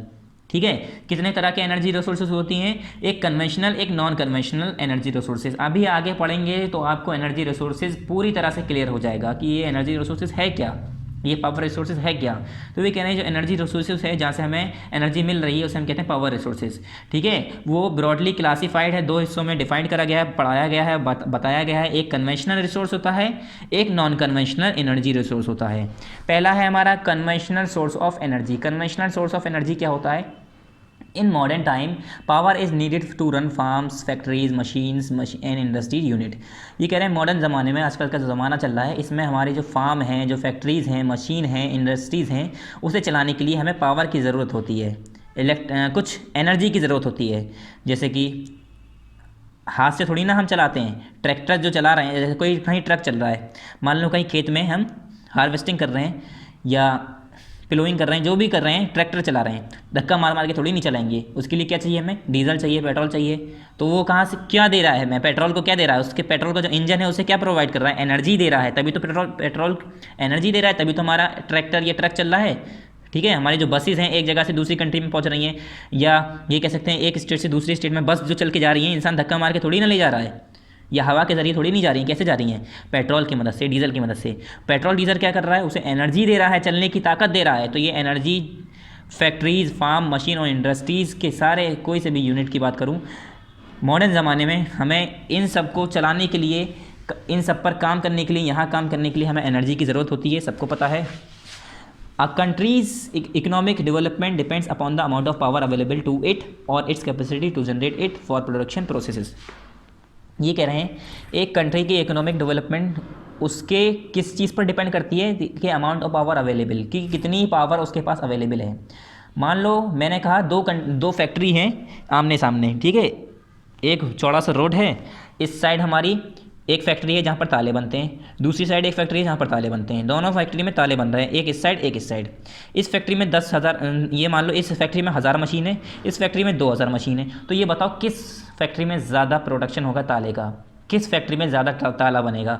2000 मशीन जहाँ पर है वहीं तो ज़्यादा फैक्ट्री, वहीं पर तो ज़्यादा ताले बन पाएंगे, या 1000 वाले में बनेंगे, 2000 वाले में बनेंगे भाई। क्यों, वहाँ पर ज़्यादा एनर्जी मिल रही है, ज़्यादा वहाँ पर रिसोर्स ज़्यादा है वहाँ पर। तो वो कह रहे हैं जितने आपके पास पावर का रिसोर्स होगा, उतना ज़्यादा आपका इकोनॉमिक डेवलपमेंट होगा, उतना ही आपका पैसा आएगा, उतना ही आपकी कंट्री डेवलप होगी। वो अमाउंट पर डिपेंड करता है कि पावर आपके पास कितनी अवेलेबल है।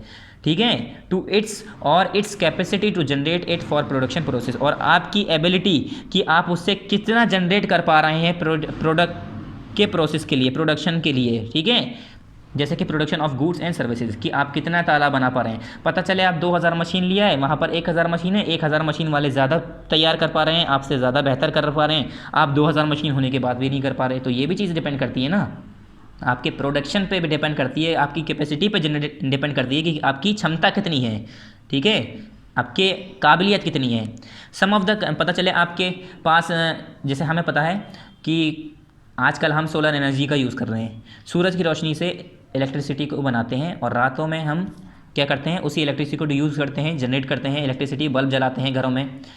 तो कुछ जगह पर सबको पता है कि सोलर एनर्जी का यूज़ कर सकते हैं, कुछ इलाके ऐसे नहीं कर पा रहे हैं, तो उनकी काबिलियत नहीं है ना, वो काबिल नहीं है, इस लायक नहीं है, या होने के बावजूद नहीं कर पा रहे हैं, तो वो उनकी गलती है। तो ये सारी चीज़ आप पर डिपेंड करती है। तो वे कह रहे हैं some of the conventional energy resources are coal, petroleum and natural gases. ये कह रहे हैं कुछ कन्वेंशनल एनर्जी, कौन सी कन्वेंशनल, नॉन कन्वेंशनल की कोई बात नहीं हो रही है अभी, कन्वेंशनल की बात कर रहा हूँ मैं। ये कह रहे हैं कुछ कन्वेंशनल एनर्जी रिसोर्सेज हैं, जैसे कि सोर्सेज हैं कौन कौन से, कोल, पेट्रोलियम और नेचुरल गैस। कोल, पेट्रोलियम और नेचुरल गैस कन्वेंशनल क्यों कहा गया है? Because they are also called as fossil fuel, इन्हें हम फॉसिल फ्यूल भी कहते हैं। क्यों? जैसे हमने यहाँ का ना कन्वेंशनल एनर्जी रिसोर्सेज, अब कन्वेंशनल इन्होंने मेरे हिसाब से पता नहीं ये एक्सप्लेन करेंगे आगे कि नहीं। कन्वेंशनल मैं बताता हूँ किसे कहते हैं। कन्वेंशनल एनर्जी रिसोर्सेज उसे कहते हैं जिसे हम एक बार इस्तेमाल करते हैं तो दोबारा इस्तेमाल नहीं कर सकते, जैसे पेट्रोल, जैसे कोल, जैसे पेट्रोल, जैसे कोल, जैसे नेचुरल गैसेस। नेचुरल गैसेस में क्या आ गई? हमारी CNG, हमारा LPG, जो हमारे सिलेंडर होते हैं, सिलेंडर में जो गैस भरी होती है। आपने देखा होगा हमारे घर में सिलेंडर आता है, 1 महीने 1.5 महीने चलता है, उसके बाद ख़त्म हो जाता है, फिर हम दोबारा कॉल करते हैं, दूसरा सिलेंडर लेके आता है। ठीक है, डिलीवरी वाला जो होता है सिलेंडर लाने वाला वो होता है, दूसरा सिलेंडर लेके आता है। क्यों? ऐसा क्यों होता है? दोबारा सिलेंडर क्यों नहीं भर जाता? धूप में रख दो भर जाए, ऐसा होता है? नहीं होता। धूप में रख दिया या गर्मी लगा दी सिलेंडर में कि उसमें दोबारा गैस भर गई, ऐसा होता है? नहीं होता। क्यों? क्योंकि जो हमारा CNG है, जितनी भी नेचुरल गैसेस हैं, ये हमारे कन्वेंशनल सोर्स ऑफ एनर्जी हैं। मतलब एक बार इस्तेमाल कर लिया तो एक बार वो दोबारा इस्तेमाल नहीं कर सकते, मतलब दोबारा इस्तेमाल कर सकते हैं मगर दूसरी जगह से परचेज करके, ख़रीद के। अच्छा, मैं एक एग्जांपल दे रहा हूँ। जैसे हमारी सूरज की रोशनी है, आज मैंने यूज़ करी, शाम हो गई, ख़त्म। अगले दिन फिर यूज़ करूँगा, तीसरे दिन फिर यूज़ करूँगा, कभी ख़त्म होनी है? नहीं होनी। तो वो कन्वेंशनल सोर्स ऑफ एनर्जी नहीं हुई। कन्वेंशनल सोर्स ऑफ एनर्जी उसे कहते हैं जिसे मैं एक बार इस्तेमाल कर लूँ तो वो ख़त्म हो जाता है। जैसे कि मेरा कोयला है, कोल है, मैंने आग जलाई, फैक्ट्री में यूज़ करा, कोयला ख़त्म हो गया, राख बन गई, तो अब मुझे दोबारा कोयले की ज़रूरत पड़ेगी, कोल की ज़रूरत पड़ेगी, तो मुझे दोबारा ख़रीदना पड़ेगा, दोबारा माइन करना पड़ेगा, खोद कर निकालना पड़ेगा। तो इसे हम कहते हैं कन्वेंशनल सोर्स ऑफ एनर्जी। ठीक है, they are also called as fossil fuel. इन्हें हम कोल को, पेट्रोलियम को और नेचुरल गैसेस को हम फॉसिल फ्यूल भी कहते हैं। क्या कहते हैं? कोल को, पेट्रोलियम को और नेचुरल गैसेस को हम क्या कहते हैं? फॉसिल फ्यूल भी कहते हैं। विच when burn produce heat and energy. Fossil fuel उसे कहते हैं जब हम उसे जलाएं तो उससे गर्मी निकले और एनर्जी निकले। तो नेचुरल गैस, पेट्रोल और कोल को हम जलाते हैं तो गर्मी भी निकलती है और एनर्जी भी निकलती है, एनर्जी भी प्रोड्यूस होती है। They generate electricity which is called thermal power. और इनकी मदद से जब हम इलेक्ट्रिसिटी, बिजली पैदा करते हैं तो उसे हम कहते हैं thermal power. Let's talk about the source areas and distribution centres of these fossil fuel. These fossils, ये कह रहे हैं चलो उसके बारे में हम पढ़ते हैं जहाँ पर ये हमारे फॉसिल फ्यूल हमें मिलते हैं। पहला आगे हमारा फायरवुड। फायरवुड, लकड़ियाँ, जलाने वाली लकड़ी। The most important single use of wood from the forest is as fuel. ये कह रहे हैं सबसे ज़्यादा जो इस्तेमाल करने का तरीका है, मतलब सबसे ज़्यादा जो लकड़ियाँ हम इस्तेमाल करते हैं वो एज अ फ्यूल यूज़ करते हैं, जलाने के तौर पर। ठीक है, फर्नीचर बनाते हैं, दरवाजे बनाते हैं, खिड़कियाँ बनाते हैं, ठीक है, बेड बनाते हैं, सोफ़े बनाते हैं, बर्तन भी बनाते हैं, चूल्हा चकला, बहुत सारी चीज़ें बनाते हैं, मगर जो सबसे ज़्यादा यूज़ होता है वो एज अ फ्यूल यूज़ होता है, जलाने के लिए, फायर के लिए यूज़ होता है लकड़ियों का। ठीक है, most of the people living in under developed countries use would for domestic cooking and for heating. ये कह रहे हैं बहुत सारी कंट्रीज़ ऐसी हैं जहाँ जो अभी अंडर डेवलप्ड हैं, मतलब अभी डेवलप नहीं है, वहाँ पर टेक्नोलॉजी नहीं है, गैस सिलेंडर नहीं है, CNG नहीं है, ठीक है, चूल्हा वहाँ पर सिलेंडर नहीं है, वो लोग क्या करते हैं? लकड़ियों का इस्तेमाल करते हैं। ठीक है, लकड़ियों का इस्तेमाल करते हैं खाना बनाने के लिए, गर्मी के लिए। अगर उन्हें हाथ सेकने हैं तो हीटर की जगह वो आग जलाते हैं, लकड़ियों को यूज़ करते हैं। खाना पकाना है तो चूल्हे, गैस सिलेंडर की जगह वो क्या करते हैं? चूल्हों का यूज़ करते हैं, वहाँ पर लकड़ी जलाते हैं, खाना पकाते हैं। तो कुछ ऐसी कंट्रीज़ हैं जहाँ पर अभी डेवलपमेंट नहीं हुआ है तो वो ऐसे लकड़ियों का यूज़ करते हैं। In India most of the tribal and those living in villages are use firewood as the main source of fuel. ये कह रहे हैं इंडिया के अंदर जो ट्राइबल्स हैं, इधर उधर ट्राइबल्स हैं जंगलों में और इधर उधर जो बसे हुए हैं वो लोग, और जो गांव के लोग हैं वो ज़्यादातर फायरवुड का यूज़ करते हैं फ्यूल के तौर पर। ठीक है, most of the tropical countries have a high consumption of firewood. ये कह रहे हैं जो हमारे इंडिया के काफ़ी ऐसे ट्रॉपिकल कंट्रीज़ हैं या बाकी जो ट्रॉपिकल कंट्रीज़ हैं वहाँ पर काफ़ी अमाउंट में फायरवुड पाया जाता है। अब बात करते हैं हम कोल की। Coal was use for centuries, किस लिए? Centuries to provide heat. जो हमारा कोल है वो काफ़ी सेंचुरीज से यूज़ हो रहा है to provide heat for domestic uses. Domestic use के लिए हीट प्रोवाइड करने के लिए हम जो है कोल को यूज़ करते हैं। Coal is also called a black gold. Coal को हम ब्लैक गोल्ड के नाम से भी जानते हैं। किस नाम से? ब्लैक गोल्ड के नाम से। And it contribute to about 27% of the global energy production. ये कह रहे हैं 100% जो हमारी एनर्जी प्रोडक्शन हो रही है उसमें से 27% जो एनर्जी प्रोडक्शन हमें मिलती है वो कहाँ से मिलती है? कोल से। 27% जो एनर्जी रिसोर्स हमारा देता है वो कहाँ से मिलता है? हमारा कोल से। कोल ही हमारा एज आ एनर्जी रिसोर्स बनता है 27%। इट इज़ मतलब अगर हम देखें फैक्ट्रियों में भी कोल को ही जला के हम भट्टियाँ चला रहे हैं, ठीक है, और बड़ी बड़ी फैक्ट्री इंडस्ट्रीज़ चल रही हैं, कोल का ही यूज़ करते हैं। It is usually black in colour, सबको भी पता है कि ये काले कलर का होता है नॉर्मली, एंड सॉलिड सब्सटेंस, और ये एक सॉलिड सब्सटेंस होता है, लिक्विड नहीं होता है ना गैस फॉर्म में होता है। किस फॉर्म में होता है? सॉलिड, पत्थर की फॉर्म में, सख्त फॉर्म में, ठोस। Millions of years back, the remains of forests and animals got buried under the earth in some sedimentary rock stratas, जिसे कैसे कहते हैं? स्ट्रेटास। अब मैं आपको खुद बता दे रहा हूँ। देखिए पहले क्या हुआ, बहुत ज़माने पहले हमें पता है, हम सुनते हैं कि वो डायनासोर रहते थे। तो डायनासोर रहते थे, वो लोग बाग कहते हैं डायनासोर मरे होंगे, बड़े बड़े जानवर होंगे, बड़े बड़े हाथी होंगे, मगरमच्छ होंगे, हमें नहीं पता कौन से जानवर होंगे। हम उनकी हड्डियाँ देख देख के पहचानते हैं कि इतना बड़ा जानवर हुआ होगा कभी। तो ये कहते हैं उस ज़माने में जो जानवर होंगे वो लोग मरे दफन हुए, ज़मीन के अंदर दबते चले गए। उसके जैसे मान लो, जैसे कि मैं दिखा रहा हूँ, एक जानवर था यहाँ पर मर गया, ये मान लो एक जानवर है मर गया, धूल उड़ती हुई आई, दब गया, धकता गया, धकता गया, धकता गया, धकता गया, धकता गया, इसके ऊपर सरफेस बनता गया, यहाँ पर क्या हुआ, वो दब गया ज़मीन के अंदर, ज़मीन के अंदर दब गई उसकी हड्डी। बाकी चीज़ें तो गल गई, बाकी चीज़ें तो गल गई, हड्डियों का क्या होगा? जो हड्डियाँ होती हैं वही हड्डियाँ बाद में कोल, पेट्रोलियम और ये रिसोर्सेज के फॉर्म में निकलती हैं। अब आपको लगता होगा कि इतनी नीचे है, तभी तो हम इतनी नीचे नीचे गड्ढे करते हैं, खोदते हैं, तभी तो हम निकालते हैं ये सारे रिसोर्सेज, ये मिनरल्स जो हैं। तो वही कह रहे हैं ओवर द एयर्स, और ये जो हमारे सेडिमेंट्री रॉक हैं जहाँ पर ये सब दबते हैं, जिसमें वो दफन हो जाते हैं, बरीड हो जाते हैं, उसे हम कहते हैं स्ट्रेटास, इसे हम कहते हैं स्ट्रेटास। ये कह रहे हैं over the years as the time went on, जैसे कह रहे हैं सालों साल पर जैसे कि जैसे वक्त गुजरता गया, क्या हुआ? दीज, पेज नंबर 116 ओपन करिए, दीज के बाद, these dead remain of plant and animal, ये जो जानवर और जो मरे हुए जानवर और प्लांट पौधे, ये जो मरे हुए ख़राब जो पेड़ पौधे थे, क्या हुआ? गॉट कन्वर्टेड इनटू हार्ड कोल, यही जो है बाद में हार्ड सख्त कोल में, कोयले में चेंज हो गए। Under the extreme pressure and temperature condition, क्यों? क्योंकि ज़मीन के अंदर इतनी गहराई में जब कोई चीज़ होती है तो वहाँ पर बहुत ज़्यादा प्रेशर होता है और गर्माहट होती है, टेम्परेचर होता है, जिसकी वजह से ये हमारी जो इनकी हड्डियाँ हैं, जो बचा कुचा जो बचा था वो कोल में तब्दील हो गया। किसका? प्लांट का और एनिमल का जो बचा कुचा होता है वो ज़मीन के अंदर दफन हो गया, और वही फिर क्या बन गया? क्या बन गया? वो कोल बन गया। Coal is also called the buried sunshine, coal को हम बरीड सनशाइन के नाम से भी जानते हैं, because it was form from plants buried under the अर्थ। क्यों? क्योंकि जो कोल बनता है वो कैसे बनता है? जो वो प्लांट जो है ज़मीन के अंदर जब दफन हो जाते हैं तो वो उसके ऊपर जब काफ़ी गर्मी लगती है, ज़मीन के अंदर जो टेम्परेचर है बहुत हाई है, उसकी गर्मी की वजह से वो कोल बन जाता है, इसीलिए हम उसे कहते हैं बरीड सनशाइन। क्या कहते हैं? बरीड सनशाइन, ठीक है। क्यों? क्योंकि ये प्लांट का जो बचा कुचा हिस्सा जो होता है, जैसे कोई प्लांट बड़ा सा पेड़ टूट गया, ज़मीन के अंदर दफन हो गया, उसके ऊपर मिट्टी दबती गई, उसे दबाती गई, तो वो क्या हो गया? टेम्परेचर के अंदर फिर बदल गया, वो क्या बन गया? Coal. Coal is the main source of energy in our country, ये कह रहे हैं हमारी कंट्री के अंदर जो कोल है वो बहुत ज़्यादा इंपॉर्टेंट सोर्स है, मेन सोर्स है एनर्जी का।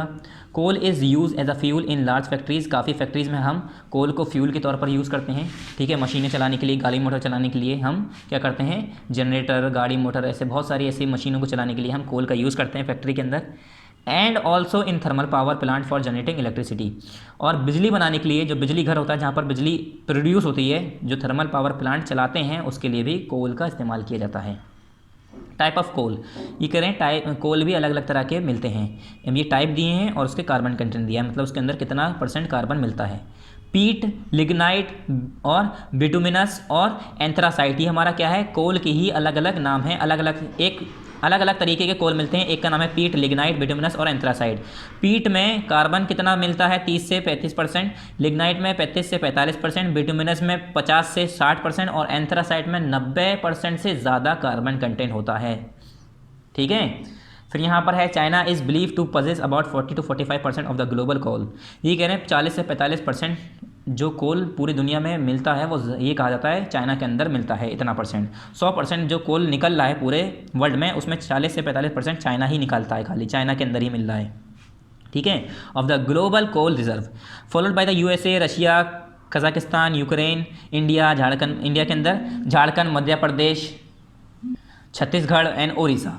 जैसे हम यहाँ पर नाम दिए कुछ, जैसे कि मतलब चाइना के साथ साथ और भी हैं जहाँ पर कोल निकलता है, जैसे USA, Russia, Kazakhstan, Ukraine, India के अंदर झारखंड, मध्य प्रदेश, छत्तीसगढ़, उड़ीसा, ये जगहें बताई। ठीक है, Australia, South Africa, Germany, Great Britain etcetera are the countries where coal deposit are found. ये कंट्रीज़ के हमने नाम बताए जहाँ पर हमारे कोल डिपॉजिट मिलता है। फिर आ गए हम पेट्रोलियम। पेट्रोलियम का क्या है? The word petroleum has been derived from the two Latin word petra which means rocks and oleum which means oil। देखो जो पेट्रोलियम वर्ड है ना, ये कहाँ से मिला है? ये लैटिन वर्ड से बनाया गया है। दो लैटिन वर्ड को मिलाकर ये नाम दिया गया था पेट्रोलियम। एक वर्ड था पेट्रा जिसका मतलब होता है पत्थर, रॉक। एक वर्ड था ओलियम जिसका मतलब होता है ऑयल, पत्थर का ऑयल, पत्थर का तेल।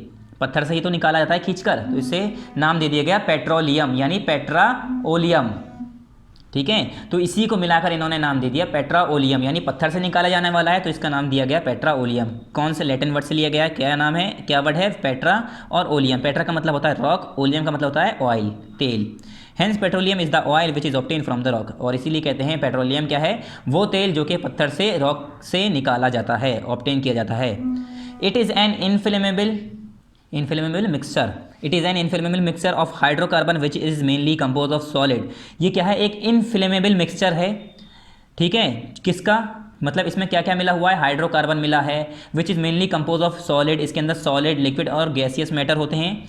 Just like man needs food for his survival, जैसे कि कह रहे हैं जैसे कि इंसान को सर्वाइवल के लिए, ज़िंदा रहने के लिए फूड की, खाने की ज़रूरत होती है। इसी तरह से जो हमारी मॉडर्न सिविलाइजेशन है, जो हमारे मॉडर्न लोग हैं, जो जनता है, जो पब्लिक है, also need petroleum for its survival. तो उसी अपनी ज़िंदगी के ज़िंदा रहने के लिए उन्हें पेट्रोलियम की भी ज़रूरत पड़ती है। कैसे? जैसे कि हमें पता है petroleum is found beneath the earth in sedimentary.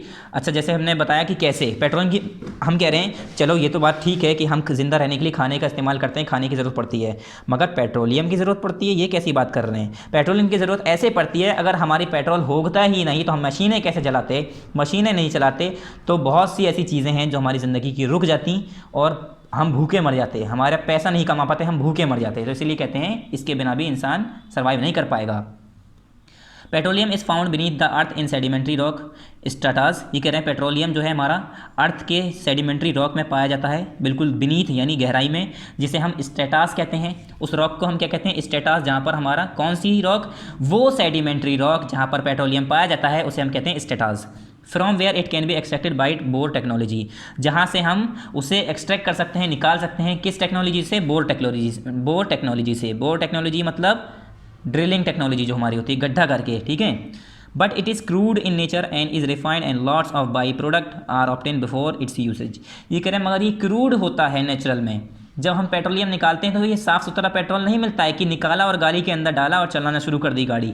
नहीं, पेट्रोलियम बहुत गंदा होता है। इस टाइम बहुत सारे ऐसे उसके अंदर मटेरियल होते हैं जिसे छान कर रिफाइन करके निकाला जाता है, और वो मटेरियल जो उसके अंदर निकलते हैं उसके भी अलग अलग प्रोडक्ट निकलते हैं। जैसे हम वैसलीन लगाते हैं होठ फटने के लिए हाथों पर, ठीक है, कोल्ड क्रीम जो होती है उसमें वैसलीन जो होती है हमारी, तो हमारे पेट्रोलियम जो होती है उसके अंदर एक वैक्स निकलती है, उससे बनती है। ठीक है, बहुत सारी ऐसी चीज़ें हमारी निकलती हैं, सीएनजी, अलग अलग कंपोनेंट निकलते हैं पेट्रोलियम के अंदर से। बहुत सारे ऐसे कंपोनेंट होते हैं जो अलग अलग तरीके से हम यूज़ करते हैं, और पेट्रोलियम को साफ़ करा जाता है पहले, उसके अंदर जो बाकी चीज़ें हैं वो अलग किया जाता है, और उन चीज़ों को भी अलग अलग काम में लिया जाता है, और फिर पेट्रोलियम क्लीन करके निकाल लिया जाता है, फिर उसे यूज़फुल बनाया जाता है। Most of it stock is lying in Gulf region in Middle East. ये कह रहे हैं जो मिडिल ईस्ट का जो गल्फ रीजन है अरेबियन कंट्रीज़ में, ठीक है, अरेबियन कंट्रीज़ में, सऊदी अरेबिया जैसे हमने सुना है, आप सभी को पता है वहाँ पर सबसे ज़्यादा पेट्रोल पाया जाता है, तो गल्फ रीजन जो है वहाँ पर सबसे ज़्यादा स्टॉक पाया जाता है। Saudi Arabia is the largest producer of petroleum in the world. ये कह रहे हैं जो सऊदी अरेबिया है वो सबसे ज़्यादा प्रोड्यूसर है, सबसे बड़ा प्रोड्यूसर है, लार्जेस्ट प्रोड्यूसर है पेट्रोल का, सबसे ज़्यादा प्रोड्यूस यहीं पर होता है वर्ल्ड में। इसके साथ साथ इराक, कुवैत और ईरान एंड यूएई, ठीक है, ये जगहें भी बताई हैं इन्होंने जहाँ पर पेट्रोल मिलता है। Other reserve of petroleum are present in North America, Mexico, और दूसरा जो रिजर्व है पेट्रोलियम का वो कहाँ पर है? नॉर्थ अमेरिका के अंदर है, जैसे नॉर्थ अमेरिका के अंदर मैक्सिको, कनाडा एंड यूएसए। ठीक है, नॉर्थ अमेरिका के अंदर मैक्सिको, कनाडा और यूएसए के अंदर, और साउथ अमेरिका के अंदर Venezuela, Norway, great Britain and Russia in Europe. और रशिया कहाँ पर? यूरोप के अंदर। Libya, Nigeria, Algeria in Africa and China, Indonesia in east Asia के अंदर इंडोनेशिया, इन इंडिया, इंडिया के अंदर भी मिलता है, डिगबोई एंड मुंबई, इंडिया के अंदर कौन कौन से डिगबोई और मुंबई स्टेट हैं, Mumbai High, are the areas where petrol is found. ये मैंने सारे एरिया के नाम बता दिए वर्ल्ड के अंदर, अलग अलग स्टेट के अंदर, अलग अलग कंट्रीज़ के अंदर जहाँ पर पेट्रोलियम मिलता है। ठीक है स्टूडेंट्स, फिर यहाँ पर आया हमारा नेचुरल गैस। तो हमारा यहाँ पर हम पार्ट स्टॉप करेंगे, फिर ये नेचुरल गैस से लेकर बाकी जो हमारा पार्ट है ये यहाँ तक, और ये हमारे एक्सरसाइजेस ये हम नेक्स्ट पार्ट में करेंगे, वरना हमारा ज़्यादा बड़ा हो जाएगा, वीडियो ज़्यादा बड़ी हो जाएगी। तो यहाँ पर हमारी कौन सा पार्ट है, हमारा पार्ट हमने यहाँ पर पहले मेंशन किया था, पार्ट नंबर हमारा कौन सा है, 5 है। ये पार्ट नंबर कौन सा पार्ट है, पार्ट नंबर 5। एक मिनट, आपको अभी नज़र आएगा। अब देखिए पार्ट नंबर हमने यहाँ पर 5 स्टार्ट किया था, तो यहाँ पर हम लिख दे रहे हैं पार्ट नंबर 5 कंप्लीटेड। ठीक है, पेट्रोलियम तक हमारा पार्ट नंबर 5 कंप्लीट हो गया है स्टूडेंट। यहाँ पर हमारा पार्ट नंबर 5 कंप्लीट, और यहाँ पर पार्ट नंबर 6 स्टार्ट। पार्ट 6 पहले यहाँ पर लिख लीजिए स्टार्टेड। पार्ट 6 स्टार्ट कहाँ से हो रहा है, यहाँ से। ठीक है स्टूडेंट, पार्ट नंबर 6 यहाँ से स्टार्ट हो रहा है नेचुरल गैस से। और यहाँ पर हमारा क्या हो गया, पार्ट नंबर 6 यहाँ पर, पार्ट नंबर 6 यहाँ पर सॉरी पार्ट नंबर 5 हमारा यहाँ पर कंप्लीट हो गया। पार्ट 5 कंप्लीट, यहाँ पर पार्ट 5 ऊपर करके थोड़ा लिख लिए कंप्लीटेड, और नीचे लिख लिए पार्ट 6 स्टार्टेड। नेचुरल गैस से स्टार्ट होगा, यहाँ पर हमारा ख़त्म हो गया, यहाँ पर कंप्लीट हो गया। और यहाँ से हमारा पार्ट 6 स्टार्ट हो रहा है। तो हमारा पार्ट 6 में हमारा ये पूरा एक्सप्लेनेशन जो बाकी बचा है ये करेंगे, और इसके साथ साथ हम एक्सरसाइज करेंगे। ठीक है, पार्ट 6 में हमारी एक्सप्लेनेशन जो बचा ये करेंगे। यहाँ पर हमारा पार्ट 5 कंप्लीट हो गया, बार बार कह रहा हूँ, लिख लिए, याद रहेगा। यहाँ से हम नेक्स्ट वीडियो में पढ़ेंगे पार्ट 6 की वीडियो जो होगी, इसमें हम ये बाकी बचा हुआ सब पढ़ेंगे, उसके साथ साथ हम ये सब पढ़ेंगे, उसके साथ साथ हम एक्सरसाइजेस करेंगे। ठीक है, जितनी भी एक्सरसाइज हैं वो हम इसमें करेंगे। जल्दी से हम आपको कंटेंट दिखाते हैं, कंटेंट देखिए, आप अपना सिलेबस देखिए। हिस्ट्री के अंदर हाफ ईयरली का सिलेबस क्या है, हाफ ईयरली एग्जाम का चैप्टर 3, 4 एंड 5। ज्योग्राफी के अंदर चैप्टर 2 और 3 आएगा, सिविक्स के अंदर चैप्टर 3 और 4 आएगा। और जो बाकी हमारे पीए फर्स्ट के सिलेबस हैं, सिविक्स के अंदर 1, 2, पीए फर्स्ट का ज्योग्राफी का चैप्टर 1 और पीए फर्स्ट का हिस्ट्री का चैप्टर 1 और 2, ये आपको नहीं पढ़ना है। पीए फर्स्ट का कुछ नहीं पढ़ना है, जो मैंने हाफ ईयरली का लगाया है सिर्फ और सिर्फ हाफ ईयरली एग्जाम के लिए यही पढ़ना है। So student, mineral and power resources हमारा पार्ट 5 और पार्ट 6 में होगा। पार्ट 5 हमने कंप्लीट कर दिया है, पार्ट 6 स्टार्ट करेंगे। आज हमारा यहीं पर ख़त्म होता है, एंड होता है। थैंक यू, अस्सलाम वालेकुम।